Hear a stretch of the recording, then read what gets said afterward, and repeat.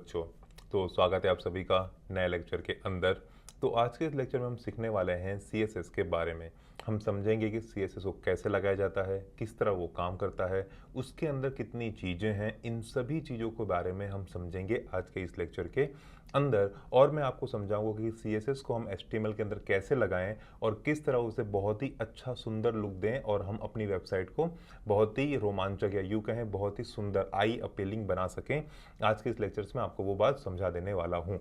But मैं आप लोगों से बस एक छोटा सा प्रॉमिस चाहता हूँ कि जब ये लेक्चर ख़त्म हो जाए तो आप किसी भी वेबसाइट को इंटरनेट पे देखिए, उसके अंदर जो डिज़ाइन है वो बनाने की कोशिश कीजिए। और याद रखिए CSS का ये लेक्चर देखने से पहले आपको HTML का लेक्चर देखा हुआ होना बहुत ज़्यादा ज़रूरी है। अगर आप उस एक लेक्चर को नहीं देखे होंगे या एमएट के और HTML इन दोनों लेक्चर को जब आप देख लेंगे तब मैं चाहता हूँ उसके बाद आप CSS का लेक्चर देखें, ताकि आपको समझ में आ सके कि हाँ HTML का काम इस तरह होता है और CSS का काम इस तरह होता है और दोनों को जोड़ते हम इस तरह हैं। तो मैं चाहता हूँ कि आप पहले एमएट और HTML का लेक्चर देख के फिर CSS के लेक्चर पे आएँ। तो अगर आपने इतना कर लिया है तो चलिए शुरू करते हैं आज का ये लेक्चर। तो हम पढ़ने जा रहे हैं CSS के बारे में। तो देखिए, जब भी हमने वेबसाइट बनाना शुरू किया या जब से वेबसाइट बनना शुरू हुई है, मैं अभी की बात नहीं कर रहा हूँ, मैं आज से 20-25 साल पहले की बात कर रहा हूँ। तब क्या होता था, पहले स्टार्टिंग डेज में एक कोर सिंपल HTML का उपयोग करके वेबसाइट को बनाया जाता था, जिसके अंदर किसी भी तरह की कोई भी डिज़ाइन या कुछ भी नहीं हुआ होता था। वो एकदम सिंपल कोरी सादी सी लगती थी। जैसा कि हम आपने HTML के लेक्चर में देखा होगा, जब भी हम HTML का कोई कंटेंट लाइव सर्वर के थ्रू रन करते थे तो वहाँ पे कोई भी तरह की कैसी भी डिज़ाइन नहीं हुआ करती थी। ठीक है, फिर धीरे धीरे क्या हुआ, लोगों ने CSS को लाया। ठीक है, अब CSS का काम क्या होता है, CSS का फुल फॉर्म होता है कास्केडिंग स्टाइल सीट। अब इसके अंदर जो स्टाइल का मतलब उसका सिर्फ इतना सा होता है, जो हमने HTML बनाया है, जो हमने HTML से कोड किया हुआ है, अब मैं CSS की मदद से उस एक HTML कोड को बहुत ही अच्छा लुक दूंगा। ठीक है, अब ये लुक अच्छे से क्या मतलब है, उसको कलर देना, उसकी साइज को आगे मतलब छोटा बड़ा कर देना, आप CSS के थ्रू कर सकते हैं। उसके अंदर अलग अलग डिज़ाइन देना, इमेजेस को छोटा बड़ा करना या क्या बोलते हैं नॉर्मल कर देना, normal in the sense her screen size पे वो अलग अलग दिखेगी। मीडिया क्वेरीज को लगाना, मीन्स ये जितने भी काम होते हैं हम CSS के थ्रू करते हैं, जो आपकी आंखों को HTML को देखने लायक बनाती है। ठीक है, सिंपल भाषा में फॉर एग्जांपल अगर एक घर की चार दीवार है, तो जब आप उस पर कलर कर देते हैं और कुछ पेंटिंग्स को लगा देते हैं, तो अब जो आपके घर की चार दीवार है वो बहुत ज़्यादा सुंदर हो जाती है। सेम होता है वेबसाइट्स के अंदर भी। HTML के थ्रू हम नॉर्मल स्ट्रक्चर बना देते हैं एक वेबसाइट का, लेकिन जब हम उसके अंदर CSS लगाना शुरू करते हैं तो क्या होता है, धीरे धीरे धीरे हम उसके अंदर डिज़ाइन देना शुरू करते हैं। और जब हम डिज़ाइन देना शुरू करते हैं तो थोड़ी देर के बाद, या यूँ कहें जब आपका काम खत्म होता है CSS का, तो वेबसाइट के अंदर प्रॉपर डिज़ाइन आ जाती है और जिसे देख के आपको बहुत ज़्यादा सुंदर लगता है या आपको लगता है कि हाँ भाई वेबसाइट अच्छी है। जैसे कि नेविगेशन बार प्रॉपर आना, ठीक है, इमेजेस का आगे पीछे होना, या प्रॉपर इमेज दिखना हर स्क्रीन साइज पे, या यूं कहें कि प्रॉपर बॉर्डर दिखना या शैडो दिखना किसी इमेज के नीचे थोड़ा सा। तो ये सभी कामों को हम CSS के थ्रू अचीव करते हैं। जितने भी डिज़ाइन के काम है वो हम CSS के थ्रू करते हैं, और जितने भी फंक्शनैलिटी के काम है वो हम जावास्क्रिप्ट के थ्रू करते हैं। और स्ट्रक्चर हमारा कौन बनाता है, तो हमारा स्ट्रक्चर बनता है HTML के ऊपर। बात समझ में आई? स्ट्रक्चर HTML, डिज़ाइन या स्टाइल CSS, फंक्शनैलिटी या यूँ कहें कुछ भी क्लिक करने पे जो भी काम होने वाला है वो हम देते हैं जावास्क्रिप्ट की मदद से। तो कुछ ये तीन पार्ट्स में प्रॉपर्ली डिवाइडेड है, और इस वक्त हम हैं एग्जैक्ट इन सेंटर पार्ट 2 के ऊपर, और हम समझेंगे कि डिज़ाइन कैसे दिया जाए। स्ट्रक्चर सीख चुके हैं, तो चलिए अब आ जाते हैं सीधा, हम आपको लेके चलूंगा PW स्किल्स की लैब के ऊपर। ठीक है, तो CSS का क्रैश कोर्स हमारे सामने आ चुका है। तो अब यहाँ पे आ जाते हैं, हमारे सामने PW स्किल्स की लैब है। इसके अंदर जाके आपको कुछ नहीं करना है, माई लैब्स पे क्लिक कर देना है। याद रखिए लॉगिन आप पहले से करे रहोगे। टेम्पलेट्स में आ जाइए, वेब डेवलपमेंट में आइए, HTML CSS को सेलेक्ट कीजिए, नाम देके रन कर दीजिए बस, और कुछ नहीं करना। मैंने पहले से उसे यहाँ पे करके यहाँ पे उसे ओपन कर दिया है। जब आप पहली बार करेंगे तो आपको यहाँ पे कुछ फाइल्स देखने को मिलेगी, सिंपली उस फाइल्स को डिलीट कर दीजिए क्योंकि उसके कोई फायदे नहीं है। खाली .vs कोड की जो फाइल है इसे सेव प्रॉपर्ली रखे रहना, उसे डिलीट करने की कोई जरूरत नहीं है। ठीक है, तो अब हम समझते हैं कि हम CSS के थ्रू कर क्या कर सकते हैं। ठीक है, तो मैं आपको नॉर्मल PW स्किल्स की वेबसाइट दिखाता हूं। ठीक है। तो अभी आप वेबसाइट देखिए, तो इसमें आपको यहाँ पे इतनी जो स्पेस दिख रही है, ऊपर थोड़ी सी स्पेस दिख रही है, या यूँ कहें यहाँ पे मेरी जो फोटो दिख रही है सर्कल के अंदर, यहाँ पे होवर करने पे ये जो चीज़ें आ रही हैं, यहाँ पे कोर्सेस है, ये यहाँ पे दिख रहा है आपको। फिर आप देखेंगे यहाँ पे ये जो कलर आया हुआ है, कलर के नीचे यहाँ पे अंडरलाइन आया हुआ है, फिर ये सारी चीज़ें लगी हुई हैं। तो ये सब डिज़ाइन के कंसेप्ट हैं। किसके कंसेप्ट हैं? डिज़ाइन के कंसेप्ट हैं। आप देख पा रहे हैं इमेज है, फिर यहाँ पे ये जो लिखा है ये पर्पल या वायलेट कलर का है, फिर ये सारी चीज़ें लिखी हुई हैं। तो ये सारी चीज़ें प्रॉपरली डिज़ाइन इनको दी गई है ताकि आपकी आंखों को देखने के लिए ये बहुत ज़्यादा सुंदर लगें। ठीक है। तो सबसे पहले हमारे पास कोर HTML होना चाहिए, जिसके अंदर हम अपना डेटा लिख देते हैं। ठीक है।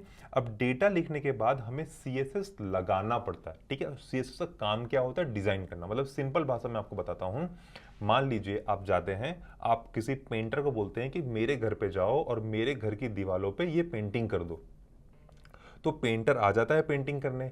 लेकिन अब यहाँ पे प्रॉब्लम क्या हो जाती है? आपको पेंटर को बताना पड़ेगा कि कौन सी पेंटिंग करनी है, कहाँ करनी है और किस जगह पे करनी है, मतलब कौन से दीवार पे करनी है। ठीक है, किस दीवार पे करनी है। और सबसे पहली चीज तो आपको ये बताना पड़ेगा कि आपके घर का एड्रेस क्या है।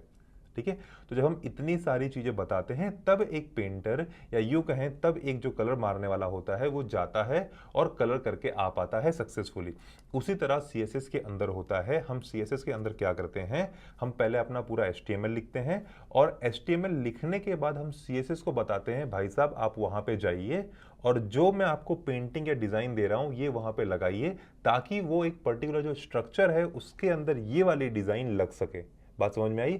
तो हमेशा याद रखिए, आपको जो टारगेट करना है या जहां टारगेट करना है वो हमेशा प्रॉपरली स्पेसिफाई होना जरूरी है, तभी हम आगे की तरफ काम कर सकते हैं। यहां तक बात क्लियर हुई? चलो अब थोड़ा सा और आगे बढ़ते हैं। ठीक है। तो सबसे पहले कुछ HTML लिख लेते हैं। मैंने यहाँ पे H1 लिख लिया। यहाँ पे मैं लिख देता हूँ PW स्किल्स, मैंने इसको कर दिया सेव। ठीक है। इसके बाद यहाँ पे आते हैं, मैं लिख देता हूँ पैराग्राफ, और इस पैराग्राफ के अंदर मैं सिंपली लॉरियम लिख के 10 लिखता हूँ। ठीक है। लॉरियम क्या होता है? वो आपको डमी टेक्स्ट ला के देता है। डमी टेक्स्ट का मतलब क्या होता है? वेब डेवलपमेंट के अंदर जब भी आप वेबसाइट बनाना शुरू करते हैं तो हमें वेबसाइट किस लिए चाहिए होती? इंफॉर्मेशन पास हो सके। ठीक है। तो इंफॉर्मेशन पास हो सके तो अब पहले दिन ही मैं इंफॉर्मेशन लेके तो नहीं बैठूंगा ना, तो लेकिन मुझे कुछ ना कुछ इंफॉर्मेशन इंटरनेट पे दिखानी तो पड़ेगी। तो उस केस में मैं क्या करूंगा? मैं डमी टेक्स्ट डालूंगा। डमी टेक्स्ट मतलब नकली टेक्स्ट, जिसका कुछ हाथ पैर सर नहीं है, लेकिन जस्ट बिकॉज मुझे इंटरनेट पे दिखाना है इसलिए मैं उसे लिख रहा हूं, ताकि जब मेरी वेबसाइट पब्लिक हो तब मैं जो ये डमी टेक्स्ट है इसको हटा के ओरिजिनल इंफॉर्मेशन डाल सकूं। लेकिन अभी मुझे कितनी जगह लेगा, क्या स्पेस लेगा, कैसे दिखेगा, वो देखने के लिए भी तो टेक्स्ट चाहिए ना, उसको देखने के लिए भी तो शब्द चाहिए ना वहां पे। तो इसलिए हम डमी या यूं कहें नकली टेक्स्ट का यूज करते हैं, जिसका नाम है लॉरियम। क्या करना है आपको? लॉरियम लिखना है। मैं इसको हटा देता हूं। आपको लॉरियम लिखना है। इसके बाद आपको कितने शब्द चाहिए वो नंबर डाल देने हैं और टैब कर देना। ठीक है। टैब की होती है ना कंप्यूटर के ऊपर, वो टैब की दबा देनी है और ये डमी टेक्स्ट लिखकर आ जाएगा। ये कितने वर्ड का आया? तो ये 10 वर्ड का आ चुका है हमारे पास। ठीक है। अब हम समझते हैं, अगर मुझे स्टाइल देनी हो, अगर मुझे डिजाइन देनी हो, तो मैं डिजाइन किस तरह दूंगा, ये बात अभी हम समझने वाले हैं। तो देखिए, तो जब भी CSS डिजाइन की बात आती है या CSS को लिंक करने की बात आती है, तो टोटल 3 तरीके हैं हमारे पास CSS को लिंक करने के लिए। पहला होता है इनलाइन, दूसरा होता है इंटरनल और तीसरा होता है एक्सटर्नल। इनलाइन मतलब आप जहां पे लिख रहे हो उसी लाइन के अंदर आप CSS लिखोगे, मतलब आप उसी लाइन के अंदर आप बताओगे कि हाँ भाई यहां पे आपको ये एक पर्टिकुलर डिजाइन अप्लाई करनी है। इंटरनल का मतलब क्या होता है? आप इस सीट के अंदर लिखोगे CSS। ठीक है। सीट के अंदर लिखने से क्या मतलब हेड के अंदर आप अपना CSS लिखोगे। और एक्सटर्नल का मतलब होता है जो CSS आपने लिखा है वो पर्टिकुलर चीज यहां पे अवेलेबल है ही नहीं, वो मैं बाहर से कहीं से लेकर आऊंगा और अपने इस वेब पेज को दे दूंगा ताकि वो प्रॉपरली काम कर सके। यहां तक बात क्लियर हुई? गुड। थोड़ा सा आगे और बढ़ते हैं, इसको कर देते हैं सेव। तो अब हम समझते हैं कि इनलाइन CSS कैसे देते हैं। ठीक है। इनलाइन CSS देने से पहले मैं इसको सेव करता हूं। यहां पे राइट क्लिक करके हम करते हैं ओपन विथ लाइव सर्वर और देखते हैं हमारी वेबसाइट दिख कैसे रही है। ठीक है। तो आपको क्या करना है? आपको इतना कॉपी कर लेना है। कॉपी करने के बाद न्यू टैब पे आइए, यहाँ पे लगा दीजिए, ये आपको फॉरवर्ड स्लैश दिख रहा है उसको हटाइए, यहाँ पे कॉलन लगाइए, कॉलन मतलब डबल डॉट लगाइए, 5500 लिख के एंटर मार दीजिए, ठीक है। ये करते ही आपको ये दिखाई देने लगा, लेकिन इस वक्त यहाँ पे कोई भी डिजाइन नहीं है, मतलब ये देखने में उतना सुंदर नहीं लग रहा, ठीक है। तो अब इसको सुंदर बनाने के लिए हमें इस पे CSS देनी होगी। तो हम कितने तरीके की CSS दे सकते हैं? 3। तो मैं आपको पहले इनलाइन बताऊंगा, फिर इंटरनल बताऊंगा और फिर एक्सटर्नल बताऊंगा, ठीक है। तो इनलाइन का मतलब देखिए, इन लाइन, लाइन के अंदर जब आप CSS को लिखते हैं तो उसे हम कहते हैं इनलाइन CSS। तो मैं यहां पे सिंपली लिखूंगा स्टाइल। स्टाइल लिखने के बाद आपको क्या चाहिए, मैंने लिख दिया बैकग्राउंड कलर चाहिए मुझे, और बैकग्राउंड कलर क्या होगा? येलो, ठीक है। इसको लिख के मैंने सेव किया। अब मैं यहां पे आता हूं, तो देखिए ये एक पर्टिकुलर चीज का जो ये पूरा का पूरा पैराग्राफ था, इसका जो बैकग्राउंड कलर था ना वो अब येलो हो चुका है। क्या हो गया है? अब वो प्रॉपरली येलो हो चुका है, ठीक है। मान लीजिए मुझे यहां पे इसका टेक्स्ट चेंज करना होता, ठीक है। मुझे क्या चेंज करना होता? टेक्स्ट चेंज करना होता। तो मैं क्या करूंगा उस समय? मैं लिखूंगा सिंपली कलर, और कलर लिख दिया, मान लीजिए मैंने रेड, सेव कर दिया। अब यहां पे आते हैं तो देखिए ये लाल कलर का हो गया, ठीक है। मुझे ये जो येलो है उसे थोड़ा सा बड़ा करना है, तो मैं लिख दूंगा मार्जिन। देखिए मार्जिन और पैडिंग का सिंपल सा मतलब होता है स्पेस, ठीक है। लेकिन अब मन में एक सवाल आएगा, अगर मार्जिन और पैडिंग का मतलब स्पेस होता है तो दो शब्दों की क्या जरूरत पड़ गई, ठीक है। तो जरूरत इसलिए पड़ गई, मार्जिन का मतलब होता है जगह बाहर से, और पैडिंग का मतलब होता है जगह अंदर से, ठीक है। कैसी जगह मैं आपको दिखाता हूं। मैंने मार्जिन लिख दिया 100 पिक्सल, ठीक है। सेव करते हैं, यहां पे आते हैं, मैं इसे रीलोड करता हूं। तो देखिए यहां से स्पेस आ गई, यहां से स्पेस आ गई, ऊपर से भी स्पेस आ गई और नीचे से भी स्पेस आ गई, ठीक है। मैं आपको दिखाता हूं, चलिए मैं अगर अब इसको 100 की जगह पे 10 कर दूं, सेव कर देते हैं, यहां पे आते हैं, तो देखिए यहां से स्पेस है और यहां से स्पेस है, ठीक है। अब अगर मैं यहां पे सिंपली पैडिंग लिख देता हूं और मैं फिर से लिखता हूं 100 पिक्सल, तो अब आप देखिएगा क्या हो रहा है, ठीक है। यहां पर आइए, अब देखिए स्पेस जो है वो अंदर से आ गई है, बाहर से बिल्कुल भी नहीं आई है। क्या हुआ? स्पेस कहां से आई? अंदर से, बाहर से नहीं। तो मैं यूं कह सकता हूं, मार्जिन का मतलब जगह छोड़ो लेकिन बाहर से, और पैडिंग का मतलब होता है जगह छोड़ो लेकिन अंदर से, ठीक है। तो इसलिए मार्जिन और पैडिंग का उपयोग होता है। अगर मैं इसे हटा देता हूं, ठीक है, इसे मैं प्रॉपरली हटा देता हूं, मैं यहां पे आके रीलोड करता हूं, तो देखिए अब कहीं से भी कोई भी स्पेस नहीं देखने के लिए मिल रही मुझे, ठीक है। अब मुझे कहीं से भी कोई स्पेस देखने के लिए नहीं मिल रही। तो मैं एक बात बताऊं आपको, हमने टोटल CSS की 4 प्रॉपर्टीज को सीख लिया, या यूं कहें 4 इंपॉर्टेंट चीजों को सीख लिया, ठीक है। कौन सी? बैकग्राउंड कलर किस लिए काम आता है? जब भी हमें किसी चीज के बैकग्राउंड कलर के साथ खेलना है और देखना है कि उसका बैकग्राउंड कलर जो है वो अलग आए, तो उस केस में हम यूज करते हैं बैकग्राउंड कलर। फिर आता है कलर। कलर किसके लिए? अगर आपको पर्टिकुलर टेक्स्ट का जो कलर है वो चेंज करना है तो उस केस में आता है कलर। फिर हमने 2 चीज और सीखी इंपॉर्टेंट, क्या था वो? मार्जिन और पैडिंग। यहां तक क्लियर हुआ? तो अब बताइए जो हमने ये सीखा ये कौन सा CSS था? तो ये था इनलाइन CSS, ठीक है। इसके बाद आता है इंटरनल। इंटरनल मतलब अंदर, इंटरनल का मतलब क्या होता है? अंदर।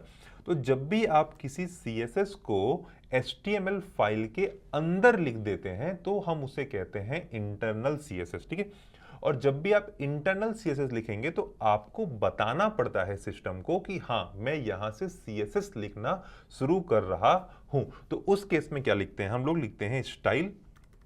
क्या लिखते हैं? स्टाइल, ठीक है। स्टाइल क्यों लिखा? अगर आप यहां पे देखो तो यहां पे मुझे बताना तो पड़ा, ठीक है।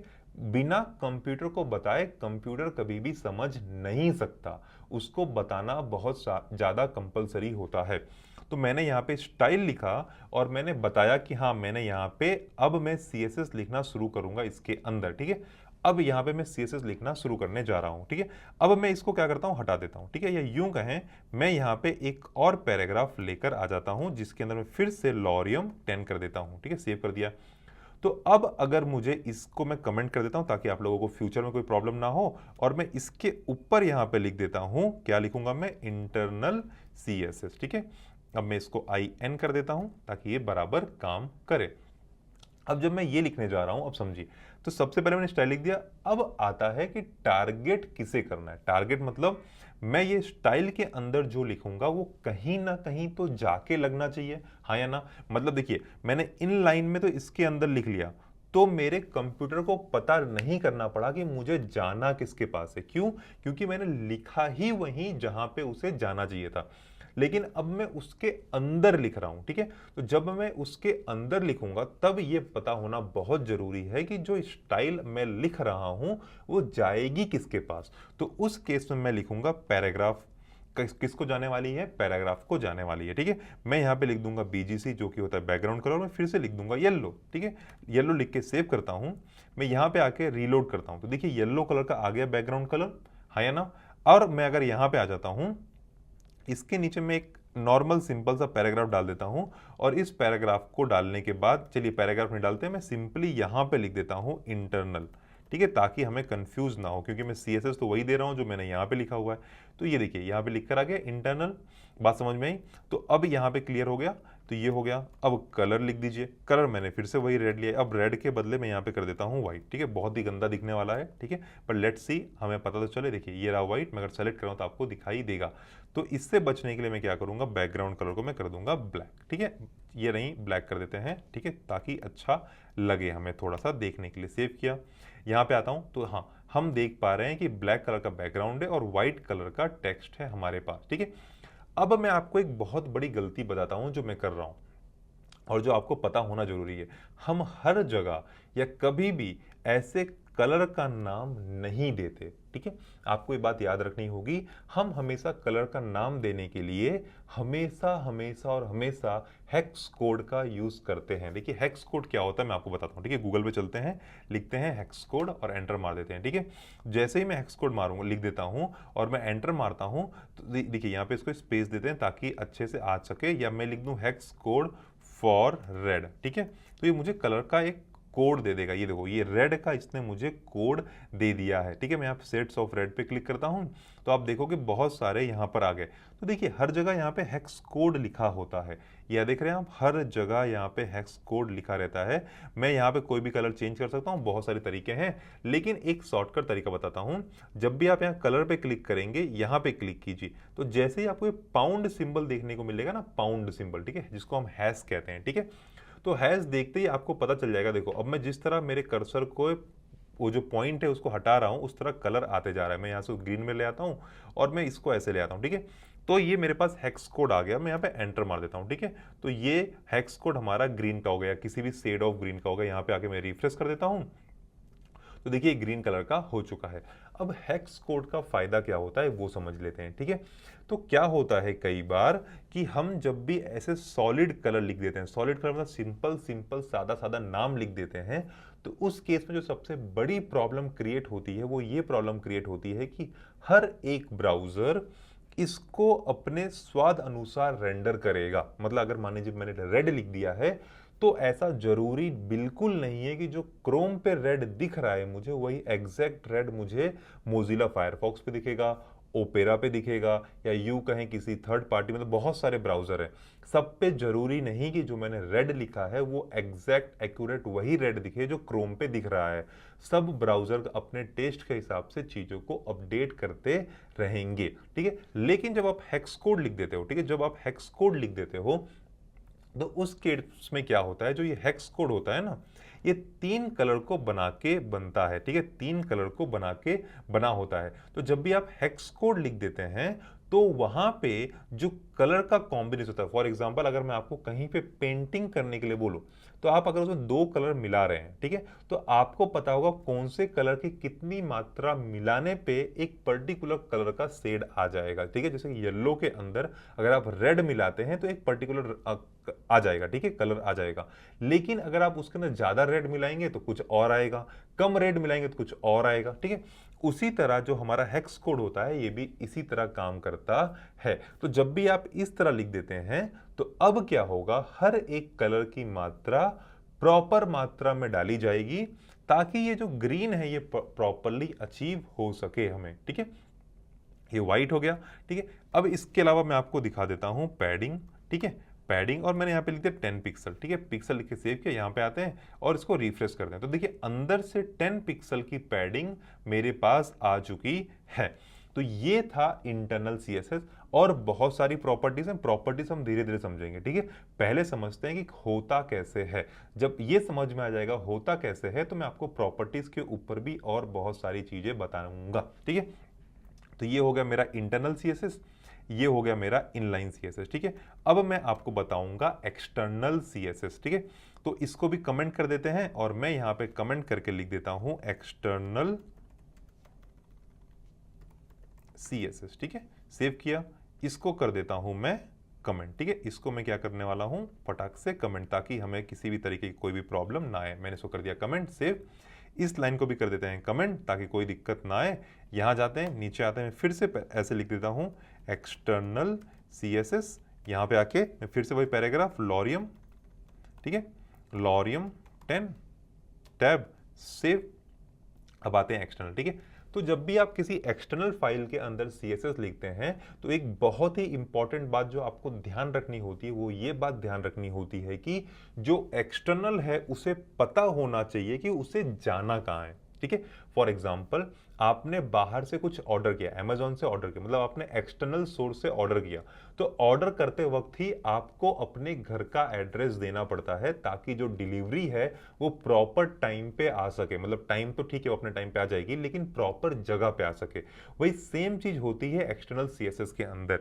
आपको ब्राउजर को, या यूं कहें आप जहां पे कोड लिख रहे हैं, उसे बताना पड़ेगा कि ये सीएसएस कहां रखा है और इसे लेकर आओ तुम। ठीक है, तो उस केस में मैं लिखूंगा लिंक कॉलन सीएसएस, और ऐसे कर दूंगा, तो इसका जो सिंटेक्स होता है वो हमारे ऊपर लोड हो जाएगा। मैं यहां पे कर दूंगा डॉट स्लैश, ताकि कोई भी एरर ना आए।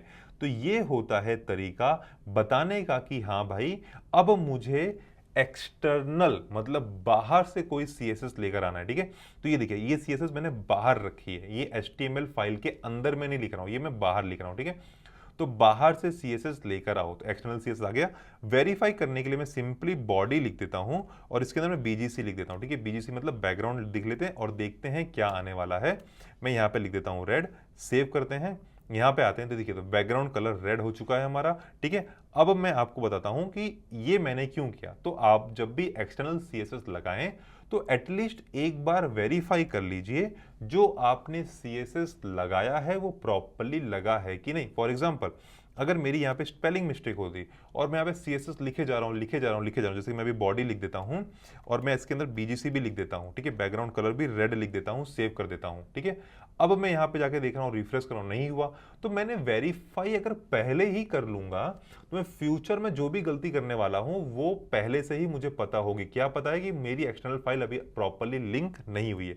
जब मैंने प्रॉपर्ली लिंक कर लिया, अब ये रेड हो चुका है। ठीक है, तो अब मुझे किसी भी तरीके की कोई भी दिक्कत नहीं आने वाली है। मुझे पता रहेगा कि हाँ भाई, मेरी फाइल प्रॉपर्ली लग गई है और वो प्रॉपर्ली काम कर रही है।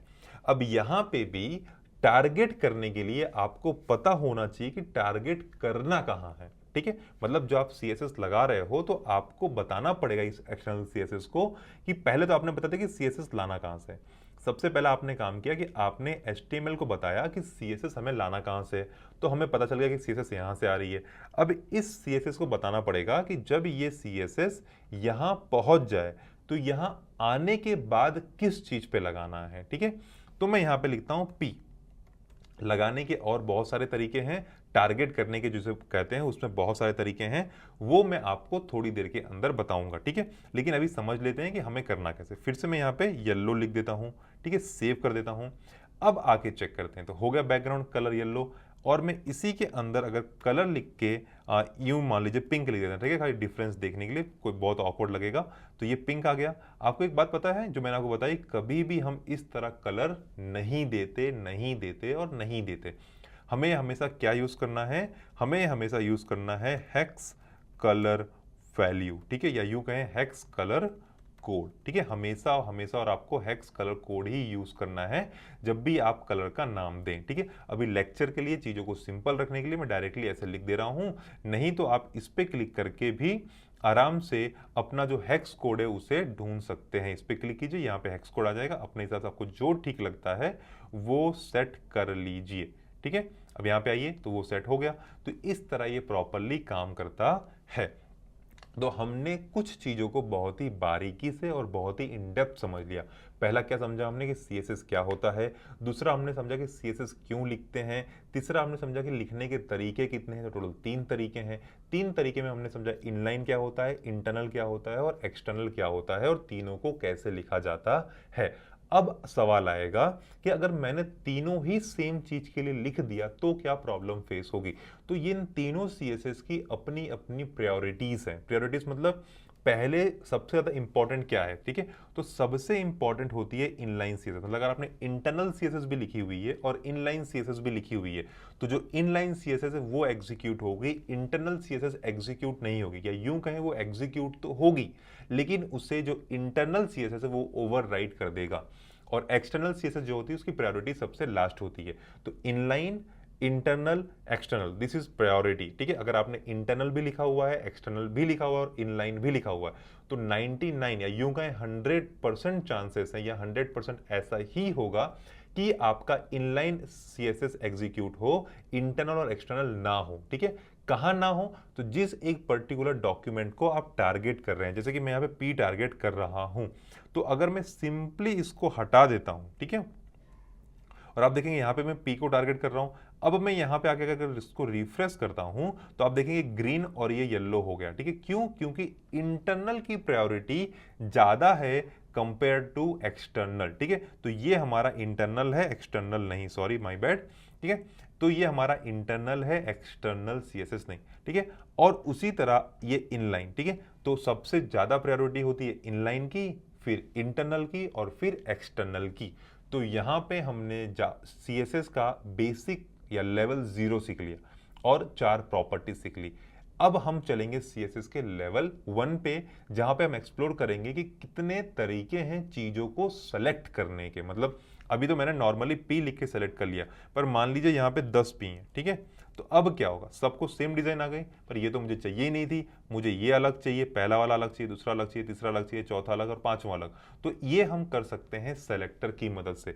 कितने सेलेक्टर होते हैं, कैसे सेलेक्टर होते हैं, लेवल 1 में, जो कि अभी मैं बताने वाला हूं आपको। तो अब तक हम लोगों को ये बात समझ में आ गई है कि सीएसएस क्या होता है, कैसे होता है, वाली चीजें हम सब सीख चुके हैं, ठीक है। अब हम समझेंगे कि हम क्या क्या तरीके हैं जिससे किसी चीज को टारगेट कर सकते हैं। जैसे कि फॉर एग्जांपल अगर घर की कोई दीवार को टारगेट करना है तो आप कह सकते हैं राइट हैंड साइड की दीवार। अगर आपने दीवार में नंबरिंग कर रखी है 1 2 3, तो आप कह सकते हैं जो 3rd नंबर की दीवार है वो कर दीजिए। या आप यूं भी कह सकते हैं जो उस तरह की दीवार दिख रही है उस पर ये काम कर दीजिए। मतलब आपको आइडेंटिफाई करना पड़ता है बिफोर आप जो घर है उसके ऊपर कोई डिजाइन अप्लाई कर सके। सेम तरह HTML और CSS के अंदर भी CSS को आपको बताना पड़ता है कि किसे टारगेट करना है। अब ये जैसे टारगेट की बात आती है तो एक तरीका तो हमने सीख लिया जो कि था एलिमेंट सेलेक्टर। मतलब अगर P है तो P को सेलेक्ट कर लो, H है तो H को सेलेक्ट कर लो। अगर मतलब जो भी एलिमेंट है उस एलिमेंट का नाम लिख दीजिए और लिखने के बाद हम उसे सेलेक्ट कर सकते हैं। लेकिन यहाँ पे सबसे बड़ी प्रॉब्लम और दिक्कत ये आ रही थी, अगर वो एलिमेंट मोर देन 1 टाइम है उस एक पर्टिकुलर HTML के अंदर, तो जो CSS है वो पूरे के पूरे HTML में जितनी बार भी वो HTML एलिमेंट रिपीट हो रहा है उस पे वो डिजाइन अप्लाई कर देती थी, ठीक है। इनलाइन के केस में ये पॉसिबल नहीं था, लेकिन इंटरनल और एक्सटर्नल के केस में ये बात पॉसिबल थी। तो इसी को ओवरकम करने के लिए हमारे पास बहुत सारे तरीके हैं सेलेक्टर के, मतलब अलग अलग, जैसे class selector, ID selector, pseudo selector, बहुत सारे हैं, ठीक है। तो जो बहुत इंपॉर्टेंट हैं उन्हें हम समझ लेते हैं। इनमें से जिस पे आपको बहुत ज्यादा ध्यान देने की जरूरत है वो है क्लासेस एंड आईडी सेलेक्टर के ऊपर, ठीक है। एक सेलेक्टर हम बहुत पहले ही समझ चुके थे जो कि था एलिमेंट सेलेक्टर, या यूं कहें टाइप सेलेक्टर। मैंने सेलेक्ट किया, पैराग्राफ जो है उसे सेलेक्ट कर लो। तो कुछ लोग इसे टाइप सेलेक्टर भी कहते हैं और कुछ लोग इसे एलिमेंट सेलेक्टर भी कहते हैं। दोनों ही सही है, कुछ भी गलत नहीं है। यहां तक बात क्लियर हो गई। तो अब एक काम करते हैं, चलिए मैंने जैसा आपको कहा इसको सेव कर देते हैं। यहाँ पे ये प्रॉपर्ली रन हो रहा है, इसको मैं रिफ्रेश कर देता हूँ, ये प्रॉपर्ली चल रहा है। आई थिंक सर्वर बंद हो गया होगा, फिर से गो लाइव कर देते हैं। जैसे ही मैंने गो लाइव किया पोर्ट चालू हो गया। अब मैं यहाँ पे आके इसको रीलोड कर दूंगा तो ये चालू हो गया, ठीक है। तो हमारा काम परफेक्टली फाइन चल रहा है, कहीं भी कोई भी दिक्कत नहीं आ रही। अब मैं यहाँ पे आ जाता हूँ। अब मैं एक्सटर्नल के बाद मैंने यहाँ पे एक्सटर्नल अप्लाई किया था। अब मैं यहाँ पे लिखूंगा क्लास सेलेक्टर, ठीक है। क्या लिख रहा हूं, क्लास सेलेक्टर, SCL लिखता हूं, आप समझिएगा सेलेक्टर लिखा हुआ है मैंने, ठीक है। तो अब ये क्लास सेलेक्टर कैसे किया जाता है और ये क्या होता है, हम उसे समझने की कोशिश करते हैं। तो देखिए, सबसे पहले जब भी हम क्लास सेलेक्टर यूज करते हैं, ये जो एलिमेंट होगा इसके अंदर आपको एक एट्रीब्यूट देना पड़ेगा जिसका नाम आप दोगे क्लास। ठीक है, ये क्लास एक एट्रीब्यूट आपको HTML एलिमेंट के अंदर देना होता है। जैसे ही मैंने एट्रीब्यूट दे दिया, अब मुझे इस क्लास का नाम देना पड़ेगा। मैंने यहाँ पे दे दिया line1। अब मैं कर दूंगा इसे सेव। अब जब इसे टारगेट करने की बारी आएगी तो मैं लिखूंगा डॉट line1। डॉट का मतलब होता है मैंने क्लास को सेलेक्ट किया, और आईडी का मतलब होता है, सॉरी, पाउंड का मतलब होता है जब मैं आईडी सेलेक्टर यूज करूंगा तब। ठीक है, तो अभी के लिए हम डॉट समझते हैं। डॉट का सिंपल सा मतलब है कि मैं कौन सा सेलेक्टर यूज कर रहा हूं, मैं क्लास सेलेक्टर यूज कर रहा हूं। मैंने लिख दिया डॉट line1। यहां तक बात क्लियर हुई। अब थोड़ा सा आगे बढ़ते हैं। अब इसको आइडेंटिफाई कैसे करेंगे? ठीक है, अगर मैं यहां पे देखूं तो सब कुछ सेम दिख रहा है, अगर मैं रिफ्रेश भी करता हूं तब भी सेम दिख रहा है, लेकिन यहां पे सिंपली मैं BGC लिख देता हूं और मैं यहां पे सिंपली ब्लैक लिख देता हूं। ठीक है, and one more thing, never give directly hard coded value. इसको करते हैं सेव। मैं यहां पे आता हूं तो देखिए, अब इसका जो बैकग्राउंड कलर है वो ब्लैक हो चुका है। दो अगर मैं यहां से क्लास को हटा देता हूं, ठीक है, इसको मैंने कट करके सेव कर दिया, अब मैं यहां पे देखूंगा सबका सेम है, लेकिन जैसे ही मैंने यहां पे एक क्लास को पेस्ट करके सेव किया, यहां पे ये देखिए ये परफेक्टली सेम हो चुका है। तो अब ये जो था ये था क्लास सेलेक्टर। मैं यहां पे लिख देता हूं क्लास सेलेक्टर। ठीक है, तो इससे क्या हुआ, जो डॉट है इससे मैंने इसे टारगेट कर दिया। अब यहां पे एक और बात, अगर यही सेम क्लास को मैं यहां पे रिपीट कर देता हूं और सेव करता हूं और यहां चेक करता हूं तो आप देखोगे वो फिर से रिपीट हो चुका है। लेकिन अगर मैंने यहां पे क्लास का ये बदल दिया, मतलब क्लास नेम बदल दिया, ठीक है, इसे बोलते हैं क्लास नेम, इसे बोलते हैं एट्रीब्यूट, और इस पूरे को हम बोलते हैं कि हमने एक एलिमेंट के अंदर एक क्लास दिया है जिसका नाम है लाइन नंबर 2। तब मैं यहां पे आता हूं, मैं यहां पे फिर से लिखता हूं डॉट line2। अब मैं यहां पे लिख देता हूं BGC बैकग्राउंड कलर, और मैं यहां पे मैं लिख देता हूं पिंक। ठीक है, रैंडम में कोई भी कलर ले रहा हूं ताकि मैं आपको समझा सकूं। तो अब जब मैं यहां पे आऊंगा तो आप देखिए ये पिंक कलर का हो चुका है प्रॉपरली, सक्सेसफुली, बिना किसी प्रॉब्लम के। तो कुछ इस तरह क्लास सेलेक्टर काम करता है। और जब भी आप किसी भी चीज को स्पेसिफिक होकर सेलेक्ट करते हैं तो आप एक बात नोटिस कर रहे होंगे, जो हमारा यूनिवर्सल कलर था, मतलब जो हमने यहाँ पे पैराग्राफ को दिया हुआ था, वो अब यहां पे नहीं हो रहा। मतलब क्या हो रहा है, पहले ये कलर अप्लाई तो हो रहा है, लेकिन ये पर्टिकुलर क्लास इस पर्टिकुलर CSS को ओवरराइड कर दे रहा है, मतलब हटा दे रहा है, या तो यूं कहें पहले रेड कलर लगा रहा है और रेड के ऊपर वापस हम ब्लैक मार दे रहे हैं। तो इससे जो रेड है उसके ऊपर मैंने ब्लैक को ओवरराइड कर दिया है। तो कुछ इस तरह ये बन गया, कुछ इस तरह line2, यहां पे भी पहले बैकग्राउंड कलर ब्लैक था और यहां पे बैकग्राउंड कलर पिंक हो गया। तो जब भी मैंने ये किया, अब मुझे फिर से कुछ डिफरेंशिएट करना है तो मैं फिर से क्लास दे दूं कुछ और चीजों को बदल दूं। इसके अलावा होता है आईडी लिखती है, और इक्वल टू करने के बाद मैंने लिख दिया मान लीजिए line3। अब मैं कर दूंगा सेव। अब मैं यहां पे आके जब भी मुझे किसी भी आईडी को सेलेक्ट करना है तो मैं यूज करूंगा पाउंड सिंबल या हैश सिंबल, और जो भी आईडी का नाम है वो लिख दिया जाएगा, और उसके बाद ओपनिंग और क्लोजिंग ब्रैकेट लगा देते हैं। मैं यहाँ पे लिख देता हूँ BGC बैकग्राउंड कलर, अब मैं यहाँ पे लिख देता हूँ येलो। सेव कर देते हैं। अब मैं यहां आके चेक करूंगा तो जी हाँ, अब मुझे येलो देखने के लिए मिल गया। तो एक बात बच्चों के दिमाग में आती है जो कि सही है, वो ये है कि क्लास ने भी वही काम किया और आईडी ने भी वही काम किया। फिर अगर मैं यही सेम आईडी को यहां से कॉपी करके यहां आके पेस्ट कर देता हूं और सेव करता हूं तो वो काम तो वही कर रहा है। ठीक है, काम में कोई चेंजेस नहीं आए हुए हैं, लेकिन एक चेंजेस जो डेफिनेशन के अंदर पाया जाता है वो ये चेंजेस है कि कभी भी हम आईडी को रिपीट नहीं करते। मतलब हम पूरी कोशिश करते हैं हमने जो एक आईडी क्रिएट की है वो आईडी हमेशा यूनिक रहे, वो एक पर्टिकुलर एलिमेंट के लिए।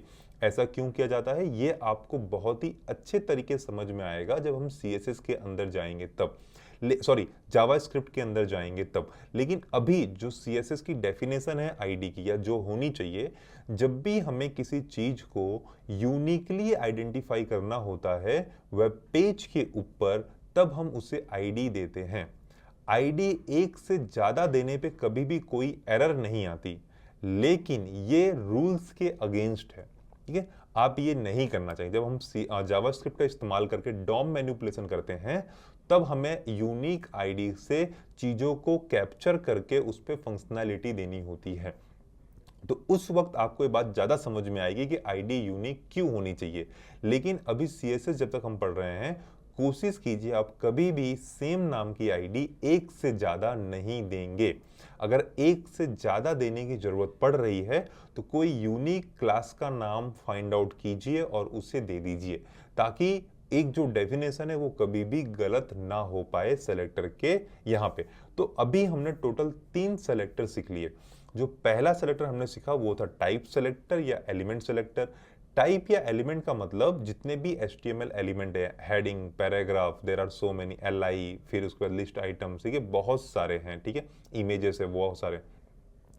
तो जब भी आप किसी एक पर्टिकुलर टैग या एलिमेंट को पकड़ के कोई CSS अप्लाई कर देते हैं, तब हम उसे कहते हैं टाइप सेलेक्टर या एलिमेंट सेलेक्टर कहते हैं। उसके बाद जो दूसरा है वो ये आता है क्लासेस एंड आईडी। क्लासेस का सिंपल सा मतलब होता है जब भी हमें कोई भी एक चीज को डिफरेंशिएट करना है दूसरे चीज से, तो हम सब चीजों के लिए क्लास बनाते रहते हैं। जितने एलिमेंट आप उतने क्लास बना सकते हो, कोई भी प्रॉब्लम नहीं आने वाली आपको, ठीक है। और मान लीजिए आपने कोई एक डिजाइन रेडी किया है जो आप चाहते हैं कि सब में अप्लाई हो, तो उस केस में भी आप उसी को यूज करके सब में उस एक क्लास को लिख दीजिए और वो डिजाइन हर जगह जाके अप्लाई हो जाती है।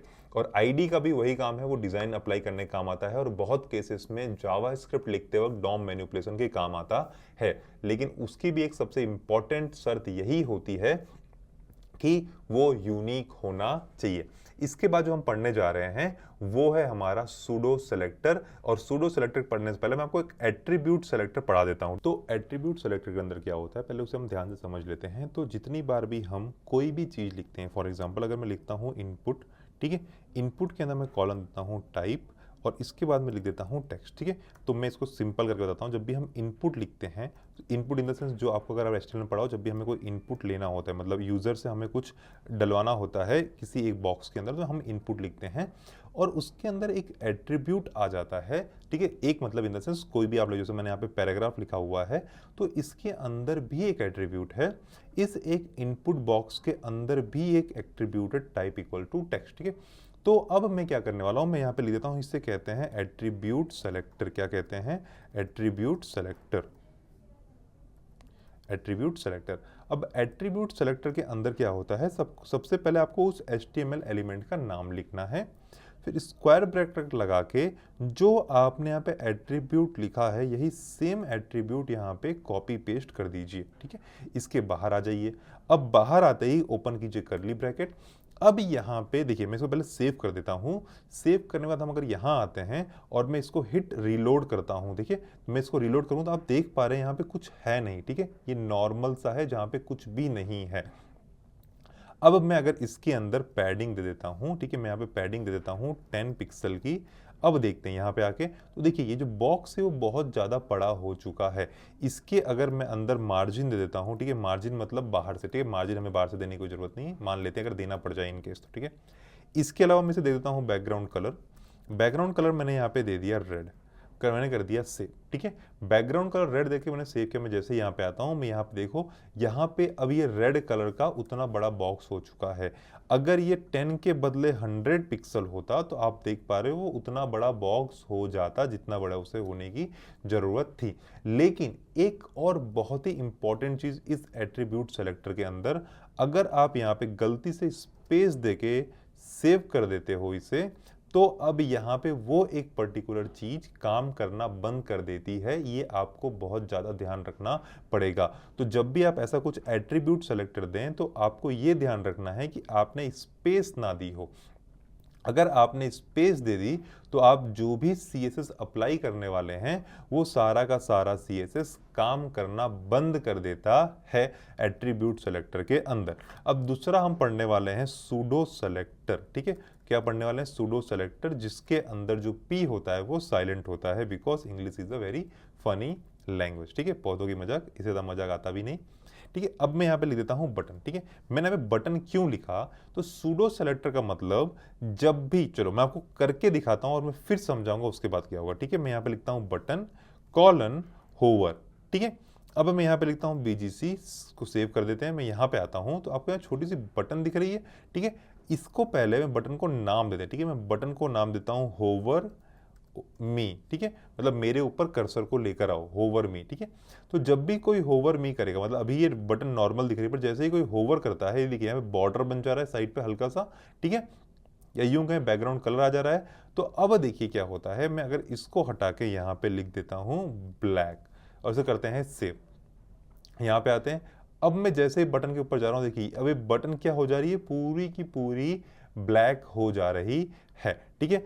अब इस ब्लैक को बदले में अगर यहाँ पे येलो कर देता हूँ और सेव कर देता हूँ, तो जब भी अब कोई इस बटन के ऊपर होवर करेगा, होवर का मतलब क्या होता है, अपने कर्सर को इस बटन के ऊपर लेके चला जाता है। देखिए जैसे कि ये मेरा कर्सर है, मैं पूरे में घुमा रहा हूं, कुछ नहीं हो रहा। जैसे ही लेकिन मैं इस बटन के ऊपर लेके चला जाऊंगा, आप देखेंगे यहाँ पे येलो कलर आ गया। आप चाहते हैं जैसे ही कोई बटन के ऊपर लेके जाए तो बटन थोड़ी सी उसके अंदर मार्जिन और पैडिंग आए। तो मैंने मार्जिन लिख दिया 10 पिक्सल का, सेव करते हैं, यहाँ पे आते हैं। तो अब मैं जैसे ही इसके ऊपर जाऊंगा तो देखिए ये थोड़ा सा फैल जाता है, मतलब 10 पिक्सल की इसके पास क्या जाती है, पैडिंग चारों तरफ से। इसके अलावा अगर मान लीजिए मुझे बॉर्डर देना हो तो मैं क्या लिखूंगा, बॉर्डर, मैं यहाँ पे लिखूंगा 2 पिक्सल सॉलिड और मैं यहाँ पे रेड लिख देता हूँ, ठीक है, ताकि हमको समझ में आए, ठीक है। 2 पिक्सल मतलब उसकी मोटाई कितनी होनी चाहिए। बॉर्डर का तो आप सबको मतलब पता है, बॉर्डर जो साइड पे लगाते हैं उसे हम बॉर्डर कहते हैं। तो 2 पिक्सल का बॉर्डर हो गया। सॉलिड मतलब किस तरह की लाइन रहेगी, क्या उस लाइन में dot dot dot dot dot लगे होंगे, क्या डैश डैश डैश डैश होगा, या सिंपल सॉलिड एक सिंपल सी लाइन होगी रेड कलर की, वो बतानी है। मैंने उसको सेव किया, मैं यहाँ पे आता हूँ और हिट रीलोड करता हूँ, ठीक है। अब देखिए जैसे मैं बटन के ऊपर होवर करूंगा तो आसपास सॉलिड रेड कलर की लाइन आ जाती है, ठीक है। अगर आपको लगता है रेड कलर की लाइन नहीं आ रही तो 20 पिक्सल कर दीजिए, यहाँ पे आइए, इसको रीलोड कीजिए।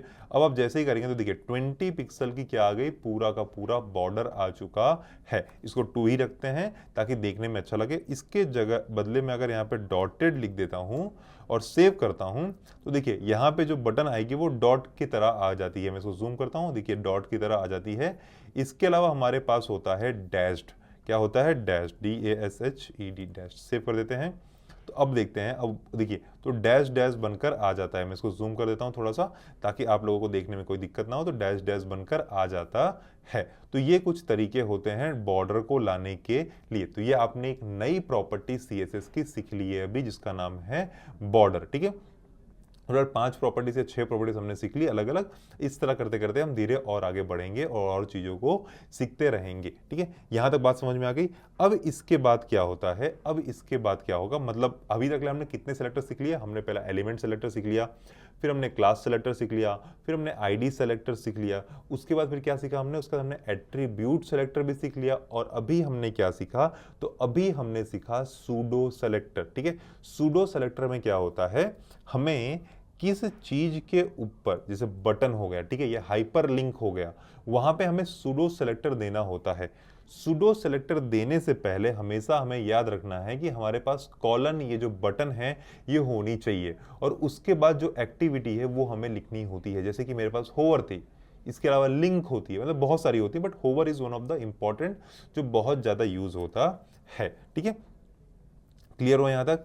इसके अलावा सूडो सेलेक्टर के अलावा हमारे पास एक और सेलेक्टर होता है जिसे हम कहते हैं सेलेक्टर लिस्ट, या कहें लिस्ट सेलेक्टर। क्या कहें, लिस्ट सेलेक्टर, सेलेक्टर लिस्ट, या यूं कहें लिस्ट सेलेक्टर।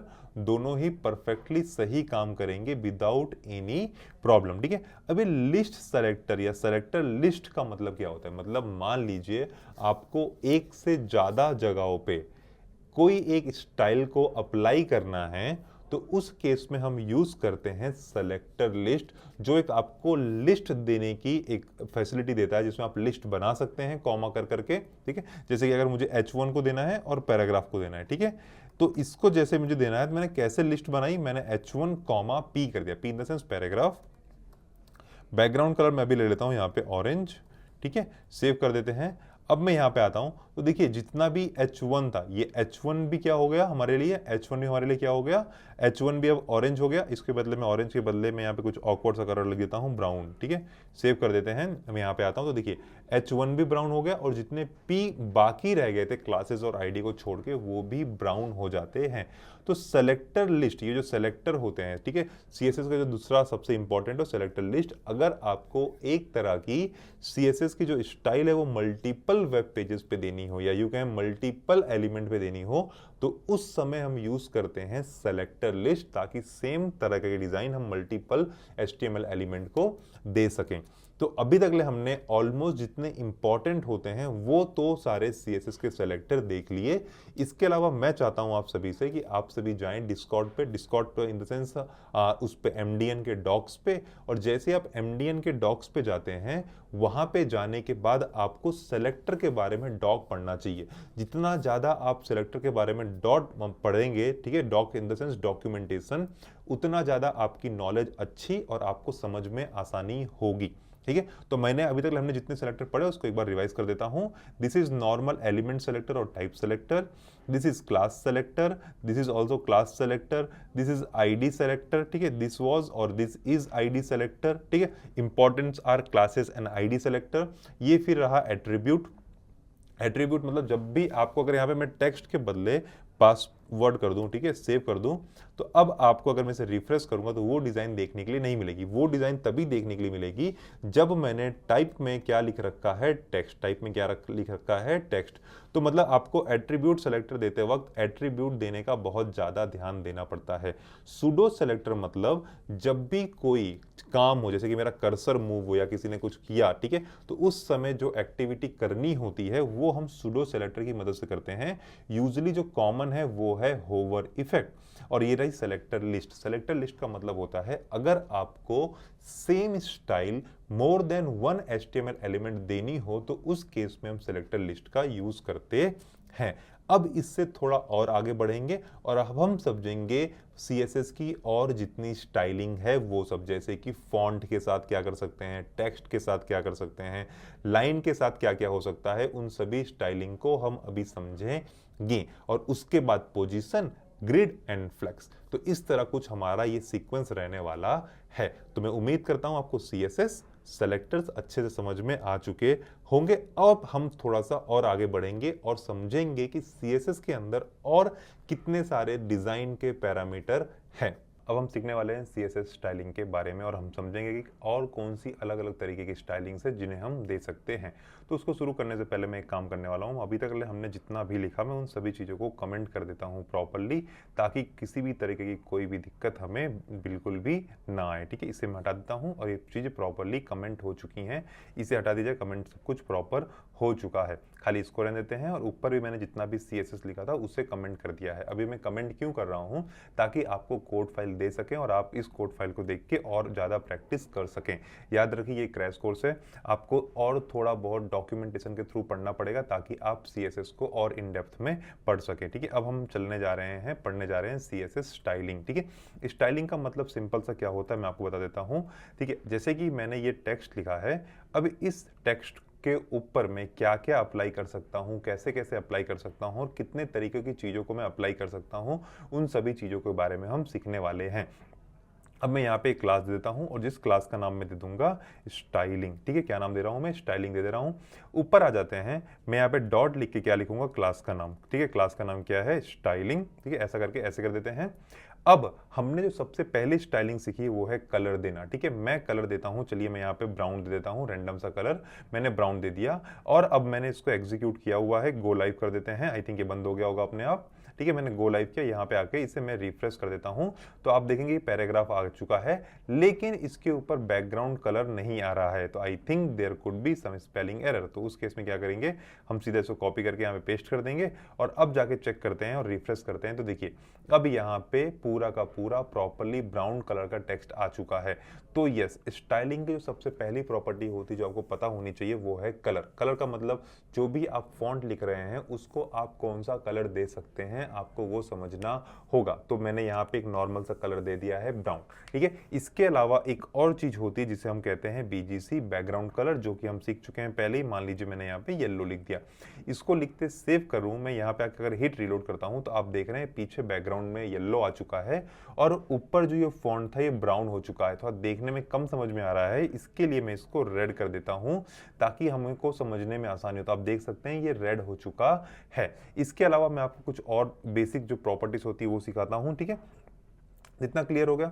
इसके अलावा दो प्रॉपर्टीज मैंने आपको सिखाई हुई थी, जो था मार्जिन राइट और सॉरी मार्जिन और पैडिंग, ठीक है। क्या था मैं आपको दिखाता हूं। मैं से पैडिंग लिखता था, पैडिंग लिखने के बाद मैं 10 पिक्सल लिख देता था, और जब मैं यहां पे आता था हम देखते थे कि हाँ मुझे अंदर की तरफ से पैडिंग मिल चुकी है, ठीक है। बट क्या अगर इफ आपकी अगर ऐसी जरूरत है कि आपको जो ये पैडिंग है, ठीक है, येलो कलर को बदल देते हैं, कुछ और ढंग का कलर ले लेते हैं, ब्लैक, ठीक है। ब्लैक ले लिया, ढंग का तो नहीं बट ठीक है अच्छा लगेगा, ब्लैक कलर ले लिया मैंने। अब ये जो पैडिंग है ये जो है ये चारों तरफ से अप्लाई हुई। चारों तरफ से मतलब ये ऊपर से भी 10 पिक्सल ले रही है, नीचे से भी 10 पिक्सल, साइड से भी 10 पिक्सल और इधर से भी 10 पिक्सल, ठीक है। यहाँ पे आपको ज्यादा इसके लिए लग रहा है क्योंकि यहाँ पे कोई कंटेंट है ही नहीं, लेकिन देखा जाए तो इसने चारों तरफ से कितना 10-10 पिक्सल लिया है। अगर मैं इसी को 100 कर देता हूं, सेव करता हूं, तो अब देखिए तो इसने यहां से भी 100 पिक्सल लिया, यहां से भी 100 पिक्सल लिया, यहां से भी 100 पिक्सल लिया और यहां से भी 100 पिक्सल लिया। जस्ट बिकॉज यहां पे और कंटेंट नहीं है इसलिए ये बड़ा दिख रहा है। अगर इसको आपको सही तरीके से देखना हो तो मैं आपको दिखाता हूं। मैं फिर से लॉरियम 10 लिख देता हूं और एंटर मारता हूं, सेव करते हैं। यहां पे आते हैं, तब भी मैंने इतना ही लाया, फिर से हम लॉरियम थोड़ा लिख के देते हैं, ठीक है। मैं यहाँ फिर से लॉरियम 25 टैब सेव, ठीक है। अब अगर मैं यहाँ पे आके देखूं तो आप देख सकते हैं जब टेक्स्ट बड़ा हो गया तो यहाँ पे भी 100 पिक्सल था, यहाँ पे भी 100 पिक्सल था, यहाँ पे भी 100 पिक्सल, यहाँ पे भी 100 पिक्सल था, ठीक है। ये क्यों हुआ? क्योंकि मैंने पैडिंग दी थी चारों तरफ से। लेकिन क्या अगर मुझे सिर्फ ये पैडिंग टॉप से देनी हो या बॉटम से देनी हो, राइट हैंड साइड से देनी हो या लेफ्ट हैंड साइड से देनी हो, तो किस तरह दे सकते हैं?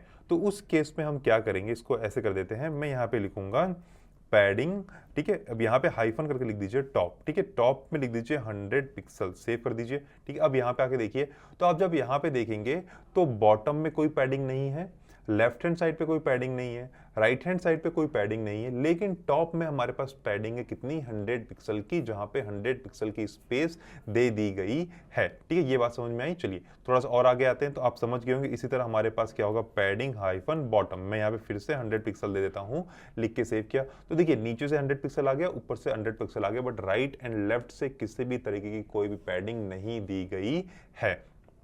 बात क्लियर हुई? इसी तरह अगर मैं लिख दूं पैडिंग राइट और मैं यहां पे लिख देता हूं 100 पिक्सल, कर देते हैं सेव, तो आप यहां के देखिए तो राइट हैंड साइड से 100 पिक्सल की पैडिंग आ चुकी है। तो क्या अब मुझे ये बताने की जरूरत है कि हमारे पास पैडिंग लेफ्ट भी है जिसमें मैं 100 पिक्सल लिख दूं तो यहां पे लेफ्ट हैंड साइड से भी आ गई। तो पैडिंग की टोटल कितनी प्रॉपर्टीज हैं? 4। लेकिन इसको शॉर्ट हैंड करने के लिए हमने ये बड़ा वाला बनाया जिसका नाम दिया मैंने सिर्फ पैडिंग। और इसको हम किस तरह लिखते हैं? तो इसमें इस तरह होता है, पहले होता है टॉप, ठीक है, फिर होता है राइट, फिर होता है bottom, it's like top right bottom left, ठीक है। क्या होता है? Bottom and then we go to left. So ये एक डायरेक्शन में चलता रहता है। फॉर एग्जाम्पल मैं आपको इसको हटा के एग्जाम्पल देके समझाने की कोशिश करता हूं। तो ये 100 पिक्सल कहां से हो गया? टॉप से। मान लीजिए बॉटम से मुझे 10 पिक्सल चाहिए, सॉरी ये राइट से 10 पिक्सल चाहिए, लेफ्ट से मुझे 25 पिक्सल चाहिए और बॉटम से मुझे 200 पिक्सल चाहिए, ठीक है। मैंने इतना लिख दिया। इसको लिखने के बाद सेव कर लीजिए। सेव करते ही जैसे मैं यहाँ पे आता हूँ, हिट रीलोड करता हूँ, तो अब आप देख सकते हो हर डायरेक्शन में अलग हिसाब से स्पेस दी गई है। टॉप में कितनी स्पेस रही हमारे पास? 100 पिक्सल, ठीक है। तो ये रहा टॉप हमारा 100 पिक्सल, ठीक है। उसके अलावा हमारे पास राइट है, बॉटम है एंड देन लेफ्ट है, ठीक है। मैंने आपको बताया था किस तरह होता है, टॉप राइट बॉटम लेफ्ट, ठीक है। टॉप मतलब ऊपर, ठीक है, क्लॉकवाइज चलना है, टॉप से क्लॉकवाइज में आएगा राइट, राइट से नीचे आता है बॉटम और बॉटम के बाद आता है लेफ्ट। तो ये इस तरह राउंड सर्कल में चलता रहता है। तो इसी तरह हमें यहाँ पे प्रॉपरली उस हिसाब से स्पेस भी मिल चुकी है। इसके अलावा एक चीज होती है बॉर्डर, ठीक है। बॉर्डर लिखते ही हमें 3 प्रॉपर्टी का पास करना पड़ता है, ठीक है। सबसे पहले होती है विड्थ। विड्थ मतलब जो आप बॉर्डर बनाने वाले हो वो आपको कितना मोटा चाहिए, उसकी विड्थ कितनी चाहिए हमें, वो हमें बॉर्डर के अंदर बतानी होती है। तो मैंने लिख दिया 5 पिक्सल, ठीक है। फिर आपको बताना होता है आपको बॉर्डर कैसा चाहिए। तो यहाँ पे बहुत सारे ऑप्शंस होते हैं, यहाँ पे बहुत सारे ऑप्शन होते हैं। डॉटेड होता है, ठीक है, इसके अलावा सॉलिड होता है, फिर डैश्ड होता है, ठीक है, इसके डैश्ड होता है। तो यूजुअली हम जाते हैं सॉलिड के थ्रू। मैंने लिख दिया सॉलिड। अब आपको बताना होगा कि आपको कौन से कलर का बॉर्डर चाहिए। तो मैंने मान लीजिए यहाँ पे कलर लिख दिया येलो, ठीक है, मैंने येलो लिख के सेव कर दिया। अब मैं यहाँ पे आता हूं तो देखिए येलो कलर का बॉर्डर आ चुका है, उसके अंदर ब्लैक कलर का बैकग्राउंड और रेड कलर का टेक्स्ट, इस तरह पूरा का पूरा काम हुआ है। तो इसका मतलब क्या मैं ये कह सकता हूं ये जो बॉर्डर है ये भी किसी का शॉर्ट हैंड ऑपरेटर है या शॉर्ट हैंड है? तो जी हाँ, बॉर्डर भी है जो शॉर्ट हैंड है। किस चीजों का? तो बॉर्डर हाइफन विड्थ, ठीक है, यहां पे मैंने दे दिया 2 पिक्सल। इसके अलावा होता है बॉर्डर, ठीक है, यहां पे आप देखेंगे तो बॉर्डर स्टाइल मैंने यहां पे लिख दिया डैश्ड। और इसके बाद होता है हमारे पास बॉर्डर कलर, मैंने जहां पे लिख दिया पिंक, ठीक है। अब इसको मैं करता हूं सेव। यहां पे आते हैं तो देखिए उस कलर का अगर मैं जूम करूं तो पिंक कलर का प्रॉपरली बॉर्डर आ चुका है डॉटेड के अंदर, ठीक है। आपको ये जो ब्लैक कलर दिख रहा है ये बैक कलर हमारे बैकग्राउंड ब्लैक का है। बात क्लियर हुई यहां तक? चलिए थोड़ा सा और आगे आते हैं। तो border width 2 pixel, border style ये हो गया।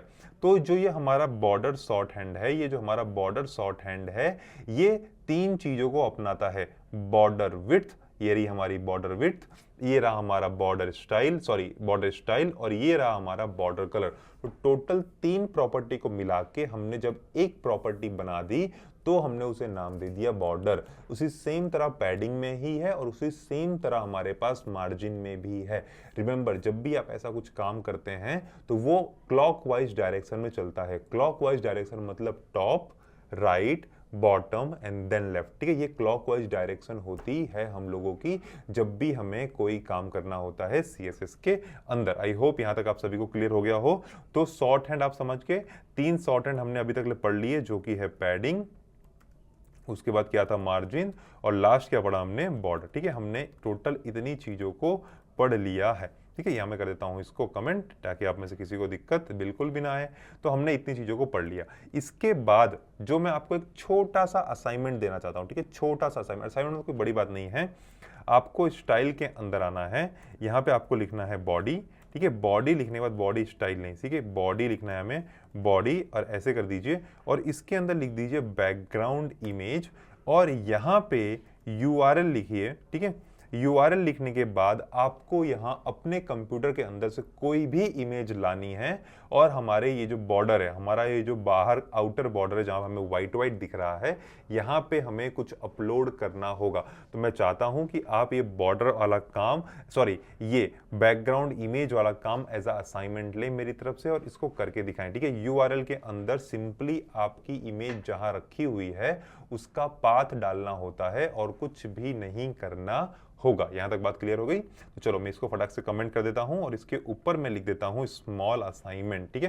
क्या लिखता हूं मैं? स्मॉल असाइनमेंट, ठीक है। तो मैं चाहता हूं कि आप लोग ये पूरा असाइनमेंट कंप्लीट करें, ठीक है। स्मॉल असाइनमेंट इतना मैंने लिख दिया और आपको ये अभी कंप्लीट करना होगा। Am I clear? चलिए इसको सेव कर देते हैं, ठीक है, और अब थोड़ा सा आगे बढ़ा जाए, ठीक है। तो आई होप इतना सभी को समझ में आ चुका है प्रॉपरली, ठीक है। सेव कर देते हैं, ठीक है। अब ये हो गया, ये क्या था हमारे लिए, इसको भी मैं क्या कर दूंगा, हल्का सा कमेंट, कमेंट करके मैंने कर दिया सेव, ठीक है। अब आ जाते हैं नीचे, ठीक है। ये क्लियर हो गया, ये यहाँ पे हो गया, इसको हटा ही देते हैं असाइनमेंट वाला, असाइनमेंट आप खुद कर लीजिएगा, ठीक है। यहां तक बात क्लियर हो गई सभी को? just a second, let me just wind up the whole code part properly so that nothing goes wrong, ठीक है। सेव हो गया, प्रॉपरली सब कुछ आ चुका है, मैंने सब कुछ प्रॉपरली रख लिया है मेरे पास। यहां तक क्लियर हो गया, आपको असाइनमेंट भी क्लियर हो गया। तो चलिए अब समझ लेते हैं टेक्स्ट डेकोरेशन के बारे में, क्या होता है, कैसे काम करता है, इन सभी चीजों के बारे में हम अभी समझ लेते हैं, ठीक है। तो चलो अब शुरू करने वाले हैं हम टेक्स्ट डेकोरेशन को लेके, तो आगे बढ़ते हैं। तो टेक्स्ट डेकोरेशन हमें करना कहाँ है पहले वो देख लेते हैं, ठीक है।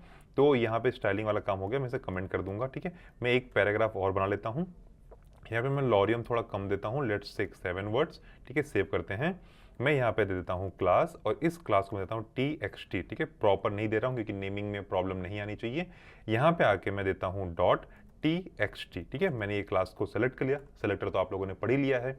अब मैं यहाँ पे लिखूंगा टेक्स्ट डेकोरेशन, ठीक है, डेकोरेशन का मतलब होता है उस टेक्स्ट को सजा देना, ठीक है। तो अब देखिए मैं यहाँ पे कर देता हूँ अंडरलाइन, ठीक है, और मैं इसे कर देता हूँ सेव यहाँ पे, और यहाँ आके मैं इसे अगर रीलोड करता हूँ, ठीक है, तो आप देखेंगे यहाँ पे एक टेक्स्ट आ रहा है, ठीक है, ये जूम आउट कर देते हैं, नॉर्मल साइज से रीसेट कर देता हूँ, पूरा प्रॉपर्ली दिखाई दे आपको, ठीक है। तो यहाँ पे टेक्स्ट आ रहा है, और देखिए उसके नीचे अंडरलाइन आ रही है, ठीक है। तो उसी तरह टेक्स्ट डेकोरेशन के अंदर बहुत सारे अलग अलग चीजें हैं, आप उन्हें दे सकते हैं, जैसे अंडरलाइन हो गया।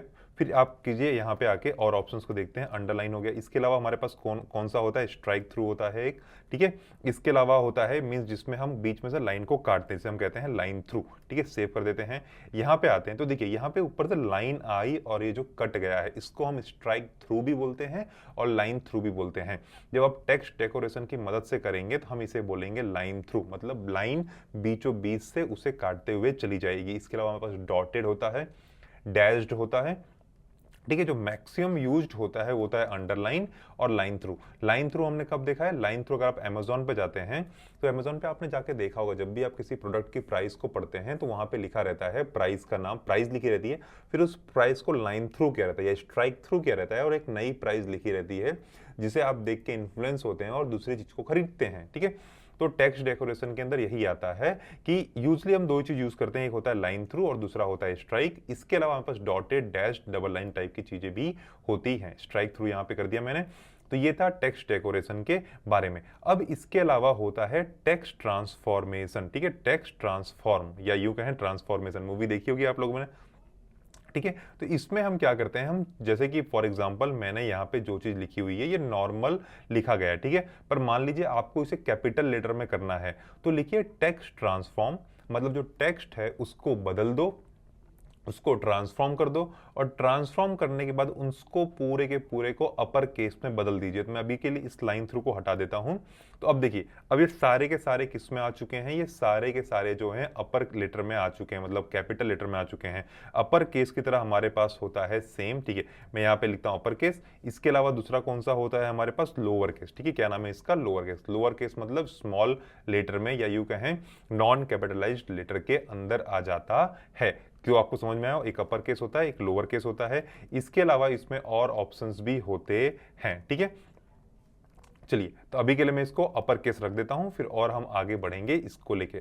तो टेक्स्ट ट्रांसफॉर्म के बाद होता है हमारे पास text align. Align in the sense, देखिए अभी जो टेक्स्ट है ये प्रॉपरली लेफ्ट हैंड साइड पे रखा हुआ है, जहां पे कोई प्रॉब्लम नहीं आ रही, लेफ्ट हैंड साइड पे रखा हुआ है और ये प्रॉपरली काम कर रहा है। लेकिन आप चाहते हैं ये लेफ्ट हैंड साइड पे ना रह के राइट हैंड साइड पे जाए या सेंटर में जाए या कहीं पे भी जाए, ठीक है।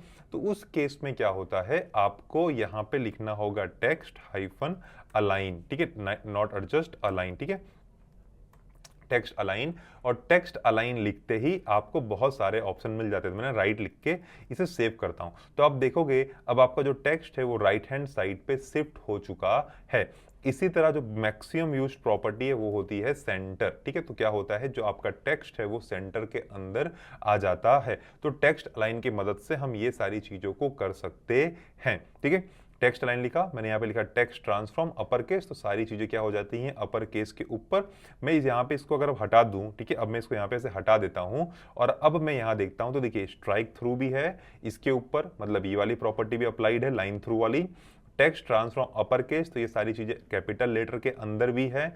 और अब देखिए टेक्स्ट अलाइन सेंटर, तो ये सेंटर के अंदर भी आ चुका है। इसके अलावा हमारे पास होता है फॉन्ट फैमिली, ठीक है। फॉन्ट फैमिली मतलब देखिए अभी आप जो लिख रहे हैं ये नॉर्मल बाय डिफॉल्ट किसी एक फैमिली के अंदर आ रहा है, लेकिन आप इसके अंदर बहुत सारी डिफॉल्ट फैमिली, बहुत सारी मतलब इतनी ही डिफॉल्ट फैमिली हैं, लेकिन इसके अलावा अगर आप कहीं और चेंज करना चाहते हैं तो आप वो भी कर सकते हैं। जैसे मैंने टाइम्स न्यू रोमन लिख के इसे सेव कर दिया, ठीक है, सेव कर दिया। अगर मैं यहाँ पे आके इसे रिफ्रेश करता हूँ तो ये जो एक पर्टिकुलर चीज रहेगी ये टाइम्स न्यू रोमन में कन्वर्ट हो जाएगी। इसके अलावा फॉन्ट फैमिली के अंदर कुछ फॉन्ट ऑप्शंस होते हैं, ठीक है, क्या होते हैं, कुछ ऑप्शंस होते हैं, जैसे कि आप अभी देखेंगे ये सारे बहुत सारे ऑप्शन हैं। मान लीजिए मैं अभी के लिए ये करके इसे सेव कर देता हूँ, ठीक है, इसे यहाँ पे स्पेस देते हैं, इसको सेव करते हैं। तो अब यहाँ पे देखेंगे तो वो उस तरह का एक बन जाता है। मैं इसको यहाँ से लाइन थ्रू हटा देता हूँ ताकि देखने में कठिनाई ना हो। तो ये इस तरीके का फॉन्ट आ चुका है जो थोड़ा सा बदल गया है। मैं इसे फिर से हटा देता हूँ, ठीक है, इससे मैं फिर से पूरा का पूरा इरेज करता हूँ फॉन्ट फैमिली। अब देखिए फिर से यहाँ पे और बहुत सारे फॉन्ट्स हैं, ये ले लेते हैं, सेव करते हैं। तो अब देखिए अब ये दूसरे तरीके का फॉन्ट बन चुका है। तो देखिए बाय डिफॉल्ट इतने ही फॉन्ट फैमिली हमें डिफॉल्ट सीएसएस देता है, लेकिन अगर आपको और फॉन्ट फैमिली चाहिए, ठीक है, कर्सिव पे जाते हैं, सेव करते हैं, तो यहाँ पे चीजें कर्सिव लेटर में आ चुकी हैं। लेकिन अगर आपको और बहुत कुछ चाहिए, मतलब और बहुत सारी स्टाइल चाहिए, तो गूगल फॉन्ट्स पे जाइए, ठीक है। गूगल फॉन्ट्स के अंदर यहाँ पे बहुत सारे फॉन्ट्स अवेलेबल हैं। आपको जो फॉन्ट अच्छा लगे वो लेके आप लगा सकते हैं। खाली करना इतना होता है, इसे सेलेक्ट करना होता है। सेलेक्ट करने के बाद देखिए आप सेलेक्ट करेंगे तो यहाँ पे सारी चीजें लिख कर आ गई, ठीक है। तो इन लिंक को कॉपी करना होगा, ये जो लिंक है इस लिंक को कॉपी करना है, HTML में आके हेड पार्ट में आके सबसे ऊपर इसके नीचे यहाँ पे लगा देना है, ठीक है। कौन सी लिंक को, जो यहाँ पे लगी हुई है वो लिंक। और ये जो फॉन्ट फैमिली वाली लिंक होती है इसको यहाँ से कॉपी करके जब आप ये फॉन्ट फैमिली लिख रहे हैं उस वक्त उसे पेस्ट कर देना होता है। मतलब HTML के अंदर ये CDN की लिंक जाएगी, ठीक है, HTML के अंदर ये CDN की लिंक जाएगी और CSS के अंदर ये फॉन्ट फैमिली वाला जाएगा, ठीक है। तो आप ये समझ चुके हैं, ये जो हमारा HTML का हेड होता है उसके अंदर ये CDN लिंक जाएगी और जो हमारा CSS है, ये जो हमारा CSS है इसके अंदर क्या करते हैं हम, इसके अंदर जो हमारा ये फॉन्ट फैमिली का CSS है उसे हम लिख देते हैं। जब आप ये दोनों काम प्रॉपरली कर लेंगे तो आपको ये वाला टेक्स्ट मिल जाएगा। इसके अलावा यहाँ पे बहुत सारे टेक्स्ट हैं, आप जो चाहें वो लीजिए। खाली ध्यान रखिए ये जो CDN लिंक है इसको प्रॉपर जगह पे पेस्ट करें और ये जो CSS की फॉन्ट फैमिली है इसे प्रॉपर जगह पे पेस्ट करें। क्लियर? तो इस तरह आप यहाँ पे जो डिफ़ॉल्ट है इसको छोड़ के आगे भी बढ़ सकते हैं। इसको छोड़ के मतलब इतना डिफ़ॉल्ट है, इसके अलावा मान लीजिए आपको कुछ और चाहिए तो आप उसे भी ले सकते हैं कोई बिना प्रॉब्लम के, ठीक है। ये हो गया फॉन्ट फैमिली। इसके अलावा देखिए फॉन्ट के अंदर बहुत सारी चीज़ें, इसके अलावा हमारे पास होती हैं फॉन्ट हाइफन स्टाइल, ठीक है।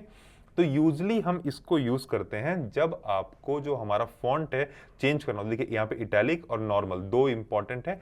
इटैलिक करना हो तो इटैलिक में आ जाइए। अब देखिए आपका फॉन्ट इटैलिक हो चुका है। इसके अलावा होता है हमारे पास फॉन्ट वेट। इसके अंदर हम यूजुअली बोल्ड लिखते हैं या नंबर देते हैं, जैसे कि 900 नंबर हो गया या 700 नंबर हो गया, ठीक है। इसको लिख के सेव करते हैं तो ये देखिए ये बोल्ड हो जाता है। तो इसमें 100 से लेके 900 तक का आप नंबर दे सकते हैं। और अगर आपको जैसे कि मैं यहाँ पे 600 300 लिखता हूँ, ठीक है, तो बोल्डनेस जो है वो कम होती जाएगी, ठीक है। जो हाईएस्ट बोल्डनेस है वो होती है 900 या यूं कहूं 900, फिर उसके बाद वो धीरे धीरे कम होते होते 100 तक आती। तो 100 200 300 400 500 600 700 800 900, ठीक है। इन सभी नंबर में ये जो बोल्डनेस है उसकी ओपेसिटी कम ज्यादा होती रहती है, ठीक है। तो यूजुअली हम अगर 900 लिख देते हैं तो ये जो हाईएस्ट डिग्री ऑफ बोल्डनेस होता है वो यहाँ पे आ जाता है। और अगर आप इसको 900 को हटा के सिंपली बोल्ड लिख दोगे तब भी सेम ऑर्डर का ही बोल्डनेस आएगा आपके सामने। ये बात क्लियर हो गई यहां तक। इसके अलावा, ठीक है, फॉन्ट स्टाइल आपको समझ में आ गया, इटैलिक होता है।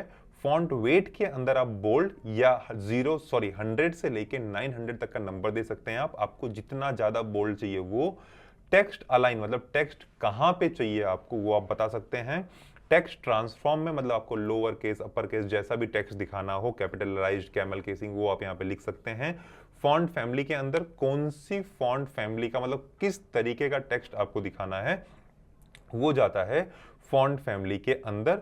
फॉन्ट स्टाइल के अंदर इटैलिक या तो नॉर्मल दो चीजें होती हैं। फॉन्ट वेट के अंदर बोल्ड या तो 100 से लेके 900 तक का नंबर आप दे सकते हैं। अब फॉन्ट वेट के अलावा हमारे पास होता है फॉन्ट साइज, ठीक है।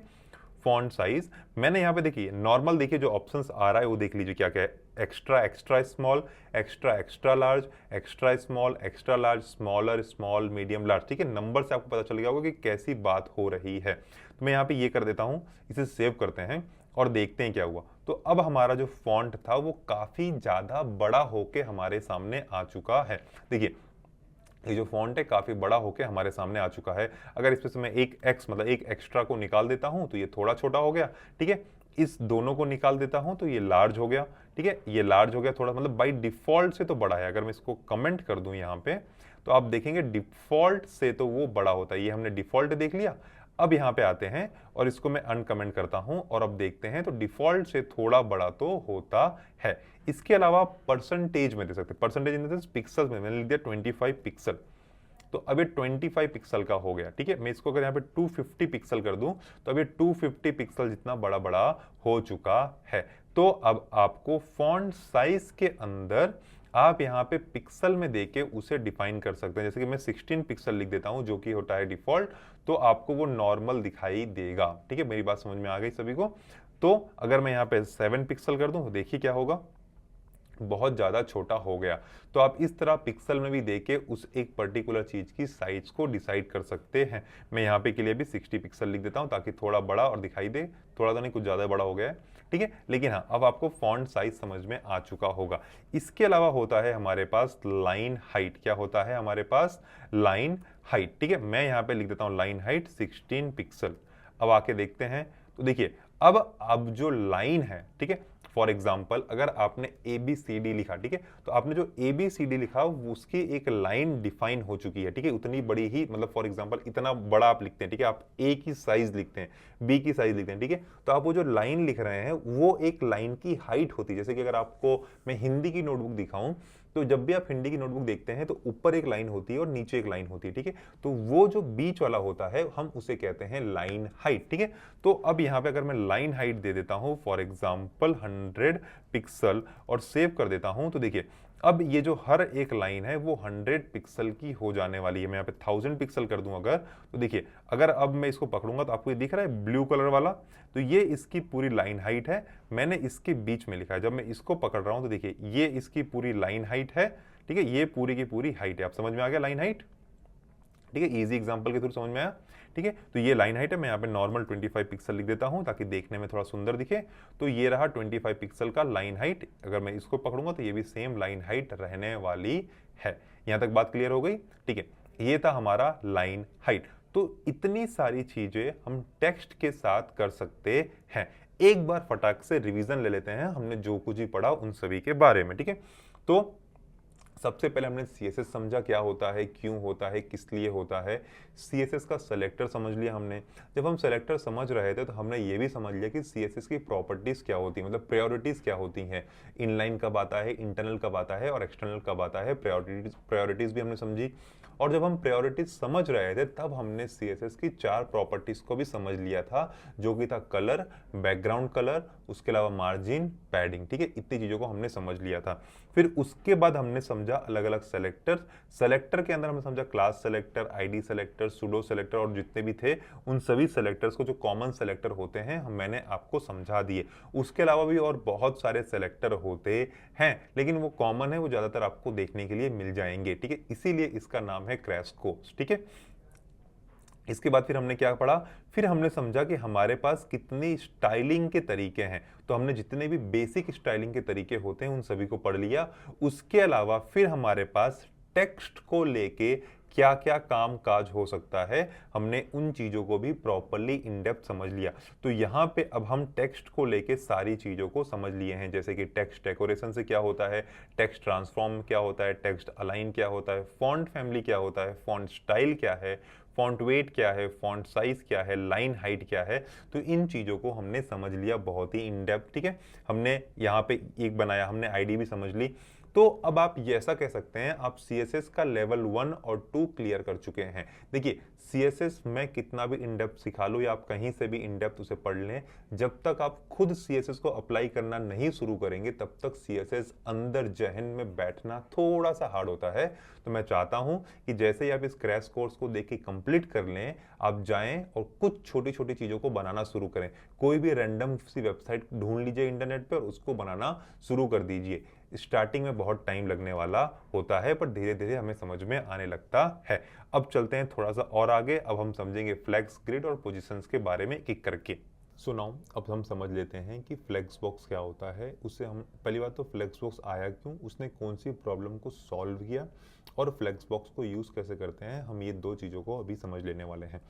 तो सबसे पहले ये समझ लेते हैं कि फ्लेक्स बॉक्स आया क्यों। तो अभी तक ले HTML और CSS से जब हम काम करते थे तो काम करने में बस एक ही कठिनाई आती थी, जो ये थी कि अगर आपको जो एलिमेंट है उसकी पोजीशन को चेंज करना है या उसे घुमाना है, इन द सेंस फॉर एग्जांपल अगर राइट हैंड साइड पे उसे लेफ्ट हैंड साइड पे लेके जाना है, या वो रो में है उसे कॉलम में लेके जाना है, या कॉलम में है तो रो में लेके जाना है, मतलब आपको सिंगल डायरेक्शन में उसे मूवमेंट देनी हो, तो ये बहुत ज़्यादा ही कठिन था, या यूँ कहें ये पॉसिबल था ही नहीं, या था तो सही, ठीक है, फ्लोट की मदद से हम कर सकते थे बट इतना आसान नहीं था वो। तो इस प्रॉब्लम को सॉल्व कर देता है फ्लेक्स बॉक्स। फ्लेक्स बॉक्स ने क्या किया, जैसे ही फ्लेक्स बॉक्स आया उसने क्या अलाउड कर दिया CSS को, मतलब वो जितने भी HTML हैं अगर वो रो फॉर्म में तो उसे कॉलम फॉर्म में कर सकते हैं, मतलब वर्टिकल है तो उसे आप हॉरिजॉन्टल कर सकते हैं, हॉरिजॉन्टल है तो उसे वर्टिकल कर सकते हैं, आप उसे रिवर्स कर सकते हैं। तो ये सारी जो फंक्शनैलिटी थी ये क्या किया, ये फ्लेक्स बॉक्स ने CSS को दे दी। तो इससे क्या हुआ, अब फ्लेक्स बॉक्स या अब यूं कहें जो HTML एलिमेंट हमारे एक वेब पेज पे आने वाला है, हम उसके साथ वन डायरेक्शन मतलब सिंगल 1D के अंदर खेल सकते हैं, मतलब उसे आगे पीछे कर सकते हैं, उसकी दिशाओं को बदल सकते हैं। तो ये एक प्रॉफिट हो गया फ्लेक्स बॉक्स के आने से। अब हम समझ लेते हैं कि हम फ्लेक्स बॉक्स को इम्प्लीमेंट कैसे करते हैं और उसके ऊपर काम कैसे किया जाता है। तो चलिए सबसे पहले मैं यहाँ पे CSS के अंदर फ्लेक्स बॉक्स नाम का टाइटल डाल देता हूँ। ठीक है, अब यहाँ पे नीचे आ जाते हैं और मैं यहाँ पे फिर से फ्लेक्स बॉक्स लिख देता हूँ, ताकि आप लोगों को जब मैं कोड दूँ तब आप लोगों को किसी भी प्रकार की कोई भी चिंता नहीं होनी चाहिए। यहाँ तक क्लियर हो गया। अब मैं सबसे पहले एक कंटेनर बना देता हूँ। ठीक है, कंटेनर क्यों बनाना पड़ रहा है मैं आपको वो समझा देता हूँ, फिर हम आगे बात करेंगे। तो देखिए, जब भी आपको किसी चीज के साथ खेलना इन द सेंस अगर वो एक पर्टिकुलर डायरेक्शन में है और आपको उस एक डायरेक्शन को चेंज करना है, तो उस केस में क्या होता है, आपके पास एक पेरेंट होना चाहिए जिस पे आप प्रॉपर्टीज को अप्लाई कर पाएंगे, और बेस्ड ऑन द प्रॉपर्टीज जो आपने पेरेंट को अप्लाई की हुई है, चाइल्ड उसके हिसाब से बिहेव करता है। तो मैंने यहाँ पे लिख दिया डिस्प्ले सॉरी डिव, और उसके बाद मैंने कंटेनर बना दिया। अब मैं इसके अंदर डिव बनाऊंगा बॉक्स नाम का। ठीक है, और मैं इसको रेप्लिकेट कर देता हूँ। ठीक है, रेप्लिकेट मतलब मल्टीपल बॉक्स दिखनी चाहिए।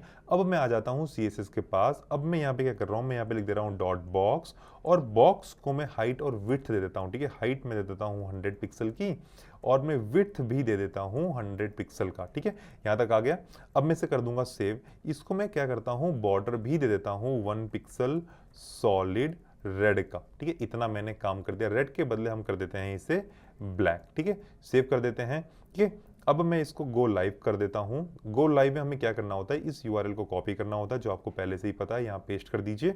यहाँ पे लगेगा कॉलन 5500, एंटर मार दीजिए। तो आप देख पा रहे हैं यहाँ पे बहुत सारे डब्बे आ चुके हैं। अब इन डब्बों के बीच में मैं थोड़ी सी मार्जिन दे देता हूँ ताकि थोड़ा सा स्पेस बन जाए, लेट्स से 2 पिक्सल का, ताकि आपको थोड़ी सी स्पेस दे, या इसको हम थोड़ा सा बड़ा कर देते हैं 7 पिक्सल का। सेव करते हैं तो आप देखिए 7 पिक्सल की स्पेस आ गई। लेकिन मैंने क्या कहा था कि बाय डिफॉल्ट जो एलिमेंट है वो सारे के सारे कैसे हैं, वो सारे के सारे एकदम सीधे वर्टिकल में हैं। लेकिन अगर मुझे इसे चेंज करना हो, तो अगर मुझे इसकी डायरेक्शंस को बदलना हो, तो चलिए सबसे पहले क्या करते हैं, मैं यहाँ पे 1 2 3 लिख देता हूँ। ठीक है, ताकि आपको पता चले वो प्रॉपर काम कर रहे हैं या नहीं। तो मैंने ये कर दिया। देखिए इन सब के अंदर 1 2 3 4 आ चुका है। अब मुझे अगर इन डब्बों के साथ कोई भी तरीके का गेम खेलना है, इन द सेंस इनकी डायरेक्शन को चेंज करना है, तो उस केस में क्या करेंगे, यहाँ पे आ जाएंगे। अब मैं यहाँ पे एक टारगेट करूंगा मेरे पेरेंट को। किसको टारगेट करूंगा, मेरे पेरेंट को, जो कि है कंटेनर। मैं यहाँ पे लिखूंगा डिस्प्ले, और डिस्प्ले लिख के मैं लिख दूंगा फ्लेक्स। ये लिखते ही मैं इसे सेव कर दूंगा। अब आप देखिए जादू। ठीक है, इसको करते हैं रिफ्रेश। ठीक है, अभी कुछ नहीं हुआ। आई थिंक हमने CSS के क्लास के स्पेलिंग कॉपी करने में मिस्टेक कर दी है, कंटेनर की स्पेलिंग गलत हो गई है। आप अपने हिसाब से सही कर दीजिएगा, नहीं तो मैं इसे ही कॉपी कर लेता हूं ताकि सही स्पेलिंग यहाँ पे रहे। ये थोड़ी मोटी माइनर मिस्टेक चलती रहती हैं। तो देखिए सब अपने आप क्या हो चुके हैं, अपने आप अब वो हॉरिजॉन्टल में आ चुके हैं, जस्ट बिकॉज मैंने क्या लिख दिया यहाँ पे, मैंने यहाँ पे लिख दिया डिस्प्ले फ्लेक्स। डिस्प्ले फ्लेक्स का बाय डिफॉल्ट जो डायरेक्शन होता है वो होता है रो। ठीक है। तो ये देखिए, ये पूरा का पूरा रो में आ गया। पहले अगर मैंने जब ये लाइन नहीं लिखी हुई थी तो सब कुछ प्रॉपरली एक कॉलम के ऊपर रखा हुआ था। तो मैं यूं कह सकता हूं, जब भी आप किसी भी पेरेंट को डिस्प्ले फ्लेक्स दे देते हैं तो वो अपनी जो ओरिजिनल कॉलम वाली पोजीशन होती है, मतलब जो उसके बाय डिफॉल्ट हमारी एचटीएमएल की पोजीशंस होती है, उसको चेंज करके फ्लेक्स अपनी डिफॉल्ट पोजीशन सिस्टम को ले लेता है, जो कि होती है रो के अंदर। ठीक है। अब मैं यहाँ पे दिखाता हूँ आपको कुछ और चीजें। ठीक है, मैं यहाँ पे लिखूंगा फ्लेक्स, फिर यहाँ पे मैं लिखूंगा डायरेक्शन। ठीक है, तो देखिए डायरेक्शन तो कॉलम, कॉलम रिवर्स, रो रिवर्स, तो रो रिवर्स लिखते हैं, सेव करते हैं। अब यहाँ पे आके देखिए क्या होता है। ठीक है, तो जो रो पहले अब सीधे बनती थी, अब वही रो उल्टे बन गई है। ठीक है, तो अब यहाँ पे क्या आ गया, 4 3 2 1। सेम अगर आपने थोड़ा सा दिमाग लगाया हो तो हमने इसको कॉलम के अंदर भी कर सकते हैं। ये हो गया कॉलम रिवर्स, सेव कर दीजिए, यहाँ पे आइए। तो कॉलम जो है अब ये भी उल्टे डायरेक्शन में आ गई। और अगर मैं ये जो रिवर्स कीवर्ड है इसको निकाल देता हूं, सेव करता हूं, तो ये कॉलम जो बाय डिफॉल्ट था उसमें हो चुका है। ठीक है, मैं यहाँ पे लिख देता हूं रो, इसको कर देते हैं सेव। तो ये प्रॉपर्ली रो के अंदर आ गया है। ठीक है, इसके बाद मैं आपको एक चीज और दिखाता हूं जो कि है हमारा फ्लेक्स। देखिए मैं आपको दिखा देता हूं, चलिए थोड़ा सा आगे आ जाते हैं। अब हम यहाँ पे क्या करने वाले हैं, मैं चाहता हूं इन डब्बों के बीच में स्पेस रहे। क्या चाहता हूं मैं, इन डब्बों के बीच में स्पेस रहे। तो यहाँ पे आपको सिंपली लिखना है जस्टिफाई कंटेंट। देखिए सेंटर, ये तो है ना सेंटर इन द सेंस, जब भी आप ये लिखते हैं, मैं आपको ये भी बता देता हूँ जस्टिफाई कंटेंट, मैं भूल गया था टू बी ऑनेस्ट। ठीक है, जस्टिफाई कंटेंट मैंने सेंटर लिख दिया, तो अब यहाँ पे देखिए सेंटर में आ गया। जस्टिफाई कंटेंट सेंटर के अंदर मैं अगर यहाँ पे स्टार्ट लिख देता हूँ, सेव कर देता हूँ, तो ये स्टार्ट में बाय डिफॉल्ट है। ठीक है, अब मैं यहाँ पे आ जाता हूँ और मैं यहाँ पे लिख देता हूँ एंड, सेव कर देता हूँ, तो ये एंड में चले गए। इसके अलावा यहाँ पे और क्या क्या चीजें वो देख लेते हैं। देखिए फ्लेक्स स्टार्ट, फ्लेक्स एंड। देखिए अब ये तीन बहुत इंपॉर्टेंट है, स्पेस अराउंड, स्पेस बिटवीन और स्पेस इवनली। ठीक है, अब देखिए स्पेस बिटवीन लगते हैं, सेव करते हैं। अभी देखिए तो अब क्या हुआ, जितने भी कंटेनर थे हमारे पास, ठीक है, हम मैं इसको जो 1 है इसको एक कंटेनर बोल सकता हूँ, 2 को एक कंटेनर बोल सकता हूँ, 3 को एक कंटेनर बोल सकता हूँ और 4 को एक कंटेनर बोल सकता हूँ। तो ये जितने भी कंटेनर हैं, अब क्या हुआ, उनके बीचों बीच में स्पेस आ चुकी है, तो ये होता है स्पेस बिटवीन। इसके अलावा एक और होता है स्पेस इवनली। सेव करते हैं, यहां पे आते हैं, रिफ्रेश कीजिए। अब स्पेस इवनली में क्या होता है, जितने भी कंटेनर हैं, अभी जितने भी कंटेनर मैंने बना के रखे हैं स्टार्टिंग से एंड तक, इन कंटेनर के स्पेस, जो इसके आसपास स्पेस होगी, वो इवनली डिस्ट्रीब्यूट हो जाती है यहाँ पे, यहाँ पे, यहाँ पे, मतलब जितनी भी स्पेस रहेगी वो इन सभी कंटेनर के बीच में प्रॉपरली इवनली, मतलब इक्वल अमाउंट में डिस्ट्रीब्यूट हो जाती है। तो ये फायदा होता है स्पेस इवनली का। इसके अलावा हमारे पास एक और है, चलिए हम उसे देख लेते हैं, वो है स्पेस अराउंड। इसको करते हैं सेव। तो अब देखते हैं, तो अब जो है वो स्पेस इवनली और अराउंड में थोड़ा सा फर्क होता है। इवनली में प्रॉपरली डिस्ट्रीब्यूट होती है, अराउंड में एक पर्टिकुलर बॉक्स के चारों तरफ हो जाती है। तो ये एक पर्टिकुलर हमारा कंसेप्ट यहाँ पे क्लियर हो जाता है जस्टिफाई कंटेंट को लेकर। ठीक है, justify content, space around, space between, space evenly, flex मतलब स्टार्ट एंड सेंटर। ठीक है, और सीएसएस के अंदर ये जो सेंटर है ये बहुत ज़्यादा ही इंपॉर्टेंट है। ठीक है, यूजुअली क्या होता है, हम कभी भी जब भी फ्लेक्स बॉक्स यूज़ करते हैं तो हम यही कोशिश करते हैं कि चीज़ें सेंटर में आ जाए, तो हम उस केस में क्या लिखेंगे, जस्टिफाई कंटेंट सेंटर। और अगर एक पर्टिकुलर चीज़ कॉलम में है तब हमें लिखना होगा अलाइन आइटम सेंटर। देखिए मैं आपको दिखा देता हूँ, यहाँ पे रो के बदले में कर देता हूँ कॉलम, सेव करते हैं, तो ये अभी आ गया। ठीक है, तो अब आप देख रहे हो जस्टिफाई कंटेंट है जो काम नहीं कर रहा, क्योंकि ये सेंटर में आने चाहिए बाई इसके हिसाब से, तो ये काम बिल्कुल नहीं करेगा। लेकिन मैं यहाँ पे लिख दूं अलाइन आइटम सेंटर, तो अब देखिए क्या हुआ, अब ये जो चीजें थी यहाँ पे अब वो सेंटर में आ चुकी हैं। ठीक है, तो अलाइन आइटम सेंटर लिखने से चीजें जो होती हैं वो सेंटर के अंदर चली जाती हैं, लेकिन किस डायरेक्शन में, जब वो किस में हो, जब वो कॉलम में हो तब ये काम करता है, नहीं तो ये काम बिल्कुल नहीं करेगा। ठीक है, इसी की तरह इसमें सेम चीज फ्लेक्स स्टार्ट, फ्लेक्स एंड, ठीक है, सेंटर, ये सारी चीजें होती हैं। Centre is the one which is used most of the time. ठीक है, इसको मैं करता हूं सेव, तो अब देखिए स्पेस हो गए। इसके अलावा चलिए मैं इसको हटा देता हूं, इसको कॉलम को मैं फिर से रो कर देता हूं, सेव करते हैं, यहां देख लेते हैं रो में आ गया है। इसके अलावा एक बहुत ही इंपॉर्टेंट प्रॉपर्टी होती है गैप, ठीक है। गैप में भी देखो तीन तरह के गैप हैं, गैप, रो गैप और एक कॉलम गैप, ठीक है। तो जब भी आप गैप लिख देते हैं 10 पिक्सल, तो अब इस केस में क्या होगा, अगर मैं इसको हटा देता हूं, ठीक है, जो मैंने बॉक्स का मार्जिन दिया था मैंने उसे हटा दिया, मैंने यहां पे गैप लिख दिया है, तो देखिए क्या होता है, अब 10 पिक्सल का गैप रो में और कॉलम में, मतलब यहां पे हॉरिजॉन्टल भी और वर्टिकल भी प्रॉपर्ली आ जाता है। इसको मैं अगर सिंपली यहां पे 100 कर देता हूं, तो देखिए अब क्या होगा, तो अब 100 पिक्सल का गैप आ जाता है रो और कॉलम्स के अंदर, ठीक है। तो ये और ये बात हो रही है, हम यहां की ये बात बिल्कुल नहीं कर रहे, ठीक है। ये बात क्लियर हुई, तो ये हो गया हमारा गैप। तो गैप से क्या हो जाता है, गैप क्या करता है, रो गैप और कॉलम गैप देता है। लेकिन जब भी आप गैप लिखेंगे ये ध्यान रखिए, अगर आपने यहां पे कॉमा करके 10 पिक्सल लिख दिया तो अब क्या होगा, उस केस में आपको वो समझना होगा। तो ये जो पहला वाला है ये होता है रो गैप, और ये जो दूसरा वाला होता है ये होता है कॉलम गैप। यहां पे आते हैं, रिफ्रेश करते हैं, देखिए तो यहां पे जो गैप थी वो ऑलमोस्ट नील हो गई, लेकिन मैं इसी को थोड़ा सा फिर से बढ़ा दूं 100 पिक्सल, तो देखिए अभी आपको कुछ देखने के लिए नहीं मिल रहा है, क्योंकि मैंने यहाँ पे गलती से कॉमा यूज कर लिया। लेट मी रिमूव इट, देखिए अभी आ गया। अब मैं इसको यहाँ पे 10 कर देता हूं, तो देखते हैं क्या होगा। तो आपको समझ में आ रहा है, यहाँ पे 10 पिक्सल की गैप हो चुकी है। बात क्लियर हुई। देखो मैं अब यहाँ पे कंटेनर को अगर मैं सिंपली बॉर्डर दे देता हूं, 1 पिक्सल सॉलिड ब्लैक, ठीक है। अब मैं इसको सेव करता हूं, यहां पे आ जाते हैं, तो देखिए ये पूरा का पूरा हमारा बॉर्डर बन चुका है। तो ये गैप मैंने लिखा, तो जो सबसे पहले था वो था रो गैप, और जो दूसरा था वो था हमारा कॉलम गैप। यहां तक बात सभी को क्लियर हुई। तो ये थी हमारी फ्लेक्स बॉक्स की बेसिक प्रॉपर्टीज, जिन्हें हम यूज करते हैं ताकि हम चीजों को फ्लेक्स, मतलब उनका जो डिफॉल्ट डायरेक्शन है उसे बदल सकें और प्रॉपरली काम कर सकें।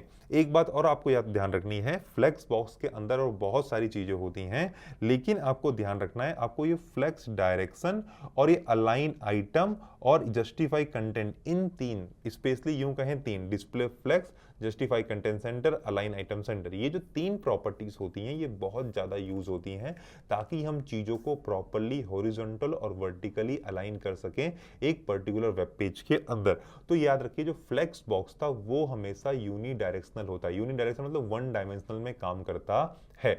इसके अलावा हमारे पास है ग्रिड। अब ग्रिड का आपको एक बेहतर एग्जांपल देता हूं मैं। ग्रिड में आपको जस्ट अभी 1 मिनट में समझाऊंगा, उसके पहले हम समझ लेते हैं ग्रिड क्या होता है। तो जो ग्रिड होता है उसमें क्या होगा, जैसे कि फ्लेक्स सिंगल डायरेक्शन है, ग्रिड जो होता है वो 2 डायमेंशनल में काम करता है। मतलब जब भी हम अभी आप फ्लेक्स पढ़ रहे थे तो आपने एक चीज नोटिस की, मैं जो भी काम कर पा रहा था या तो मैं वो रो पे कर पा रहा था या तो वो मैं कॉलम पे कर पा रहा था, लेकिन मुझे अगर दोनों पे करना है, मुझे अगर रो पे भी करना है और कॉलम पे भी करना है फ्लेक्स की मदद से, तो वो इम्पॉसिबल है। तो उस केस में हमारे पास आ जाता है ग्रिड। ग्रिड क्या करता है, सारी चीजों को प्रॉपरली रो और कॉलम्स में बांट देता है 2 डायमेंशनल में। अब आप चाहें जिस तरह चाहें उस तरह उससे साथ खेल सकते हैं, 1 डायमेंशनल में फ्लेक्स के साथ और 2 डायमेंशनल में ग्रिड के साथ। आपको ग्रिड रो और कॉलम की फंक्शनैलिटी प्रोवाइड करता है ताकि आप चीजों को सेपरेट कर सकें और उन्हें अपने अकॉर्डिंग एडजस्ट कर सकें। तो अब हम समझ लेते हैं ग्रिड के बारे में। तो चलिए अब समझ लेते हैं ग्रिड को। तो अभी तक हमने फ्लेक्स समझ लिया, ठीक है। तो जब मैं फ्लेक्स समझा रहा था तब मैंने आपको कहा था एक बात कि फ्लेक्स क्या होता है, वो 1 डायमेंशनल होता है। मतलब किसी भी चीज को अगर आपको 1 डायमेंशन में काम करवाना है, मतलब या तो हॉरिजॉन्टली या तो वर्टिकली, जब भी आपको किसी भी आइटम्स को जो आपने वेब पेज पे रखा है उस पर काम करवाना हो, तब हम यूज करते हैं फ्लेक्स को। लेकिन अब अगर मान लीजिए कोई ऐसे कंटेंट है जिसको आपको रो और कॉलम दोनों में दिखाना है, मतलब आपको हॉरिजॉन्टली भी दिखाना है, आपको वर्टिकली भी दिखाना है, तो उस केस में क्या होगा, आपको यूज करना होगा ग्रिड। ग्रिड आपको ये अलाउ करता है कि आप जितने भी एलिमेंट हैं HTML को, उनको आप रो और कॉलम में अलाइन कर सकते हैं। फॉर एग्जाम्पल, अगर आपको मैं गैलरी दिखाता हूँ फोन के अंदर, तो आप ये बात देख पाते होंगे जो फोटोज होती हैं वो लाइन से रखी होती हैं, ठीक है। और एक सिंपल मेन मीन्स एक बॉक्स होता है, उसके अंदर रखी होती है line by line, line by line line. तो मैं ऐसा कह सकता हूँ कि जितने भी ग्रिड में बना रहा हूँ वो रो और कॉलम्स में डिवाइडेड होती हैं। जैसे कि हमारा एल्बम, जो हमारे पास फोटो एल्बम होते हैं, जो हमारे फोन के अंदर गैलरी होती है, वो रो और कॉलम्स के अंदर डिवाइडेड होती है। क्या करना होता है, हमें जितने भी एलिमेंट्स होते हैं, हमें वेब पेज को ये बताना पड़ेगा, हमें कंप्यूटर को ये बताना पड़ेगा कि मुझे वो कितने कॉलम्स में चाहिए, ठीक है। जब मैं ये बता दूंगा कि मुझे वो कितने कॉलम्स में चाहिए, तो row based on number of columns मैंने बताए हैं उस पर डिसाइड हो जाती है। जैसे कि फॉर एग्जांपल अगर मैं बोल देता हूं कि मुझे 3 कॉलम चाहिए और आपके पास टोटल 10 आइटम है या 9 आइटम है और मैंने 3 कॉलम बोल दी है, तो चौथी कॉलम कभी नहीं बनेगी। पहले 3 कॉलम बनेगी, फिर उसके अंदर हम आइटम्स को रखना शुरू कर देंगे। और जैसे ही मैंने एक बार पहला आइटम रखा, दूसरा आइटम रखा, तीसरा आइटम रखा, अब मैंने कंप्यूटर को ये बता दिया है कि मैं चौथा कॉलम नहीं बना सकता। तो अब जैसे ही चौथा आइटम है वो अपने आप चला जाएगा नीचे, मतलब जहाँ पे फर्स्ट कॉलम है वहाँ पे, फिर पांचवा जाएगा सेकंड पे, छठा जाएगा थर्ड पे, फिर सेम चीज फिर से रिपीट होगी।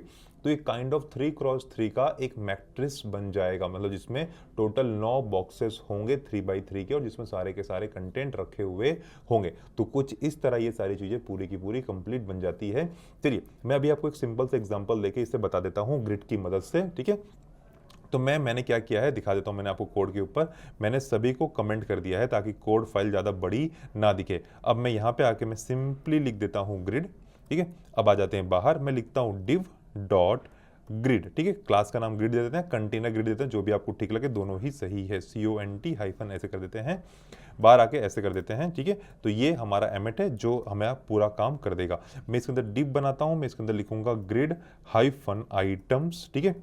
आइटम्स मैंने ऐसे कर दिया, मैं इसको सेव करता हूं और इसकी मैं मल्टीपल कॉपीज निकाल लेता हूं, ठीक है। मैंने इसकी मल्टीपल कॉपीज निकाली, काउंट कर लेते हैं 1 2 3 4 5 6 7, ओके 8 एंड 9, मैंने टोटल 9 बना लिया। ये दिखाने के लिए 3x3 कैसे बनेगा, ठीक है। अब मैं यहाँ पे आ जाता हूँ। यहाँ पे आने के बाद एज यूजुअल क्लास का नाम कॉपी कर लीजिए ताकि कोई भी स्पेलिंग मिस्टेक ना हो, ठीक है। यूजुअली छोटी छोटी स्पेलिंग मिस्टेक हो जाती है और उसके वजह से आपका CSS का जो सेलेक्टर है वो प्रॉपरली काम नहीं करेगा, ठीक है। इसको बनाया और इसको बनाने से पहले मैं आपको एक चीज़ करके दिखा देता हूँ। जितने भी आइटम्स हैं मैं इनको हाइट और विड्थ दे दूँ ताकि आप वेब पेज पे इन्हें देख सकें। मैं इसे रिफ्रेश करूँ तो इस वक्त आप वेब पेज पे कुछ नहीं देख पाओगे, लेकिन अगर मैं इसके अंदर 1 लिख देता हूँ, सेव करता हूँ और यहाँ आके देखो तो आपको 1 दिखाई दे रहा है। इसका मतलब ये है, ये इतनी चीज़ें जो हैं ये हमारे जो वेब पेज है इसके ऊपर आ चुकी हैं। अब इसके ऊपर थोड़ा हमें काम करना है, तो मैं यहाँ पे आके यहाँ पे लिख देता हूँ डिस्प्ले, और डिस्प्ले लिखने के बाद मैंने लिख दिया ग्रिड। ग्रिड लिखने के बाद मैंने सेव किया।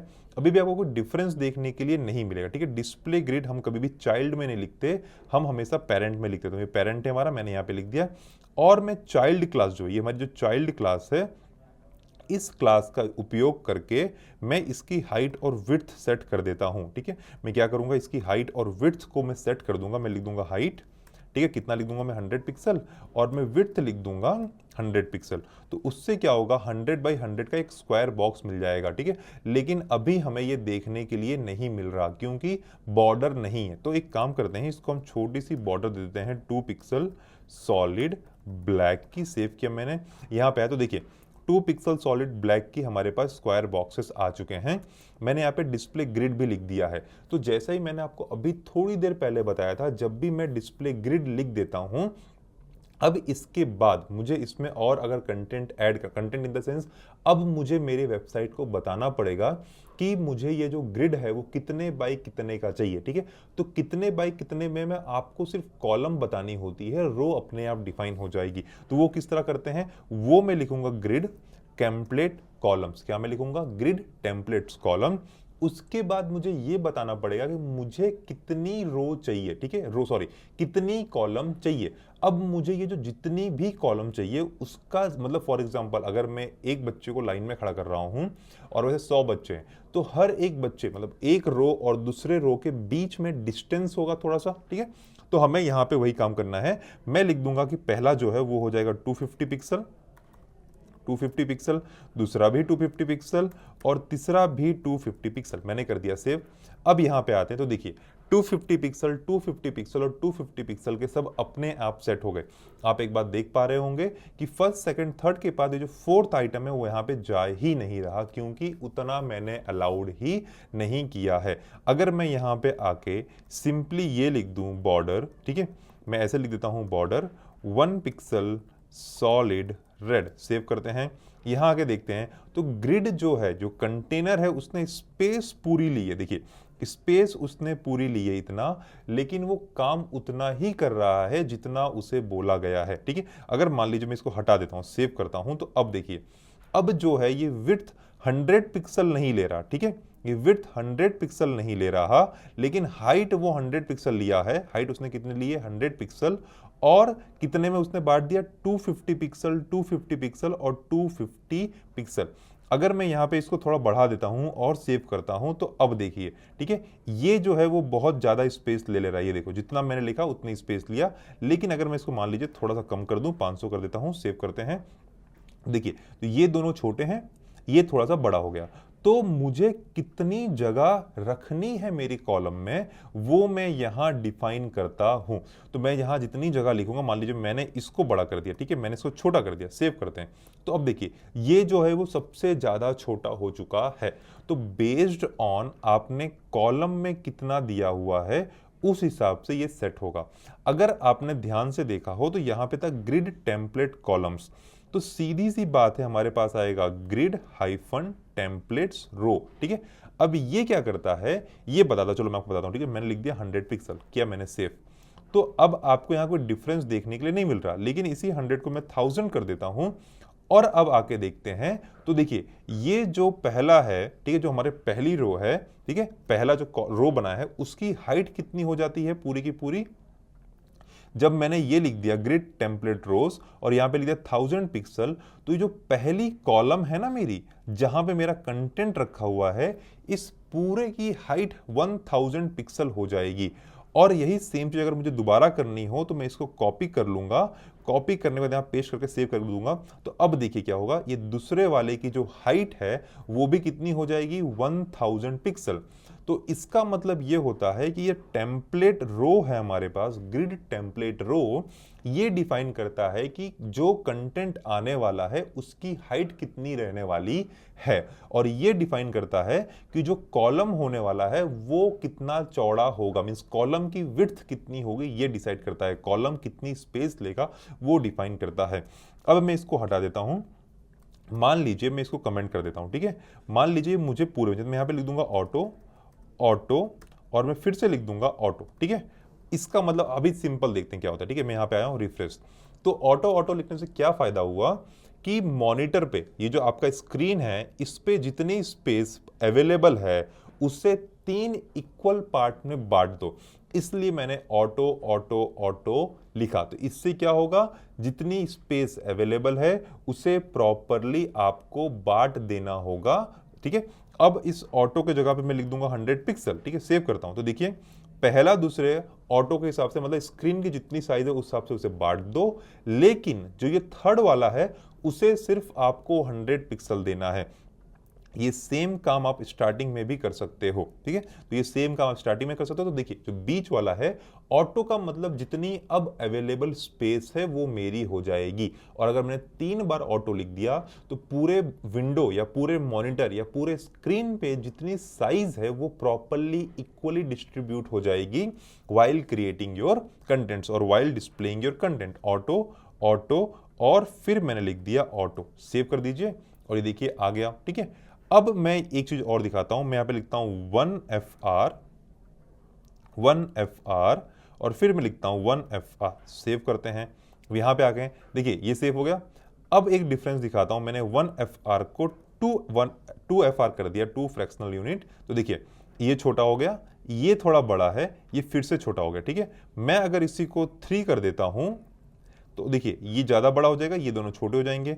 अब मैं इसको भी 2 करता हूं, ठीक है। तो देखिए, ये बड़ा, सबसे बड़ा, उससे थोड़ा छोटा और इससे सबसे कम छोटा।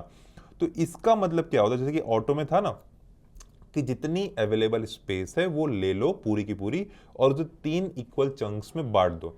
तो 1FR का मतलब होता है जितनी स्पेस है उससे 1 fractional unit. In short simple सा मतलब यही होता है कि अगर मैंने 3 बार 1FR लिख दिया तो पूरे स्क्रीन पे जितनी साइज है वो 3 इक्वल यूनिट्स पे बढ़ जाएगी। अब जब वो 3 इक्वल यूनिट्स में बढ़ चुकी है तो मैं उसके अंदर कुछ चेंजेस कर सकता हूं। यूनिट बढ़ने के बाद मैं चाहता हूं कि एक को 2 यूनिट मिले, एक को 3 यूनिट मिले और एक को 1 ही यूनिट मिले। तो मैंने यहां पे लिख दिया है। मींस अगर ऑटो से आपका काम नहीं होता है तो आप थोड़ा और ऊपर जाके ये सारे काम कर सकते हैं, ठीक है। तो अभी आपने एक चीज देखी कि मुझे ये तीनों चीज लिखने के लिए 3 बार लिखना पड़ रहा था, ठीक है। तो मैं एक चीज यूज कर सकता हूं, रिपीट। रिपीट के बाद लिखिए 3 कॉमा ऑटो, कितनी बार रिपीट करना है वो नंबर, और उसके बाद कितनी साइज देनी है वो। अगर मुझे 4 बार रिपीट करना है, मैं लिखूंगा 4 सेव। तो देखिए 4 आगे 1 2 3 4, तो कितनी बार रिपीट करना है, 4 बार रिपीट करना है, और हर बार ऑटो या हर बार 1FR, ठीक है। तो ये 1FR के हिसाब से आ जाता है। यहां तक बात समझ में आई? चलो इसको मैं कर देता हूं फिर से 3 ताकि आपको किसी को डाउट ना आए, ठीक है। एक और चीज होती है गैप, ठीक है। गैप का मतलब होता है स्पेस। अब ये जो गैप है ये 2 पार्ट्स में डिवाइडेड है, रो गैप और कॉलम गैप। लेकिन आप दोनों को अगर एक ही जगह देना चाहते हैं तो आप सीधा गैप लिख के 10 पिक्सल लिख दीजिए। तो अब क्या होगा, 10 पिक्सल रो और 10 पिक्सल रो और 10 पिक्सल कॉलम में स्पेस आ जाएगी। इसी तरह अगर आपको एक ही जगह देना, एक जगह मैंने लिख दिया 10 और फिर एक जगह मैंने लिख दिया 20 पिक्सल, तो देखते हैं क्या होगा। तो देखिए कहां पे ज्यादा दिख रही है, यहां पे ज्यादा है, ठीक है। तो पहला वाला किसके लिए था, पहला वाला था रो के लिए, ये जो 10 पिक्सल था वहां पे। अगर थोड़ा सा डिफरेंस और चीज तो 200 करके सेव कर देते हैं। तो देखिए ये 200 आ गया। तो ये कह सकते हैं जो मैंने दूसरा यूनिट दिया ये कॉलम के गैप के लिए था, ये कॉलम के गैप के लिए था। और ये जो मैंने पहला वाला दिया ये जो था ये हमारा रो के लिए था। और अगर इसे आपको अलग अलग लिखना हो, ठीक है, और अगर इसे आपको अलग अलग लिखना हो तो आप रो गैप और कॉलम गैप भी लिख सकते हैं, ठीक है। रो गैप 10 पिक्सल, तो हर रो में 10-10 पिक्सल आ गई। और इसके अलावा मैं लिख दूंगा कॉलम गैप 20 पिक्सल, सेव कर दिया मैंने। तो हर कॉलम में 20 पिक्सल की गैप आ जाती है। तो कुछ इस तरह हम गैप का उपयोग भी कर सकते हैं। अब मान लीजिए मैंने यहाँ पे 3 लिख दिया, मुझे जो पहला वाला है ये शुरू यहाँ पे करना है लेकिन खत्म यहाँ पे करना है। मैं नहीं चाहता हूं कि जो पहला बॉक्स है मेरा ये एक बॉक्स ले, ये 2 ले, ठीक है। तो उस केस में क्या करूंगा, मैं चाइल्ड में जाऊंगा, यहाँ पे एक और क्लास बनाऊंगा, मैं इसको दे दूंगा 1, इसको करूंगा मैं सेव। सेव करने के बाद मैं यहां पे आऊंगा, फिर से मैं लिखूंगा .1। अब मैं यहां पे लिखूंगा ग्रिड कॉलम स्टार्ट, ठीक है, grid column and grid column start, ठीक है। कॉलम स्टार्ट मैं लिखता हूं कहां से स्टार्ट करना है, 1 से, ठीक है। और एंड कहां पे करना है मैं आपको बताता हूं, ग्रिड कॉलम एंड, ठीक है। कहां करेंगे हम, कॉलम को एंड करेंगे कहां पे, 3rd पे। सेव करते हैं, देखते हैं क्या होता है, ठीक है। तो 1 ये पहला हो गया, ये दूसरा हो गया, और ये तीसरा हो गया, और ये चौथा हो गया। तो शुरू कहां से हो रहा है, 1 से, और खत्म कहां पे हो रहा है, 3 पे। अब खत्म कहां पे होगा, 4 पे। तो इसने पूरी की पूरी स्पेस ले ली।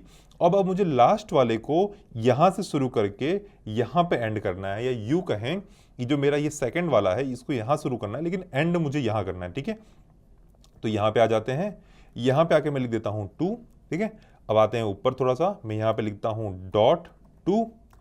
अब क्या, जैसे ऊपर मैंने क्या लिखा था कॉलम स्टार्ट, इस तरह यहां पे होगा रो, क्या होगा, ग्रिड रो स्टार्ट। क्या कर रहे हैं हम लिखेंगे हाइफन रो स्टार्ट, इसको मैं करूंगा सेकंड से स्टार्ट, ठीक है। और मैं एंड कहां पे कर दूंगा, ग्रिड हाइफन रो एंड, ठीक है। एंड कहां पे कर रहा हूं, चलिए मैं एंड करता हूं 4 पे। सेव कर देते हैं, आते हैं देखते हैं। तो यहां से स्टार्ट होके यहां पे खत्म हो रहा है, लेकिन अब ये स्पेस क्यों नहीं ले रहा, क्योंकि इसकी हाइट जो है वो 100 पिक्सल मैंने डिफाइन कर दी है। अगर मैं इसकी हाइट को 1000 पिक्सल कर देता हूं तो ये बहुत ज्यादा बड़ा हो जाएगा, ठीक है। सभी अपने आप बड़े हो चुके हैं लेकिन हमको इतना बड़ा करने की जरूरत नहीं थी। तो आप समझ चुके हैं कि मैं किस तरह बात कर रहा हूं। यहां तक बात क्लियर हो गई, ठीक है।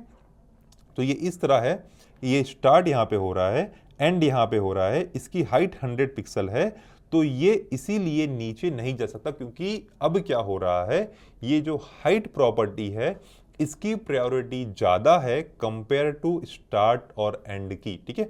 और अगर आपको इसको सॉल्व करना है तो मैं नहीं कर रहा हूं, मैं आपको एक छोटा सा हिंट दूंगा, आपको यहां पे थोड़े चेंजेस करने होंगे और अपने आप इसकी हाइट सेट हो जाएगी, ठीक है। इस बात का आपको ध्यान रखना है और इस बात को आपको अच्छे से करना होगा।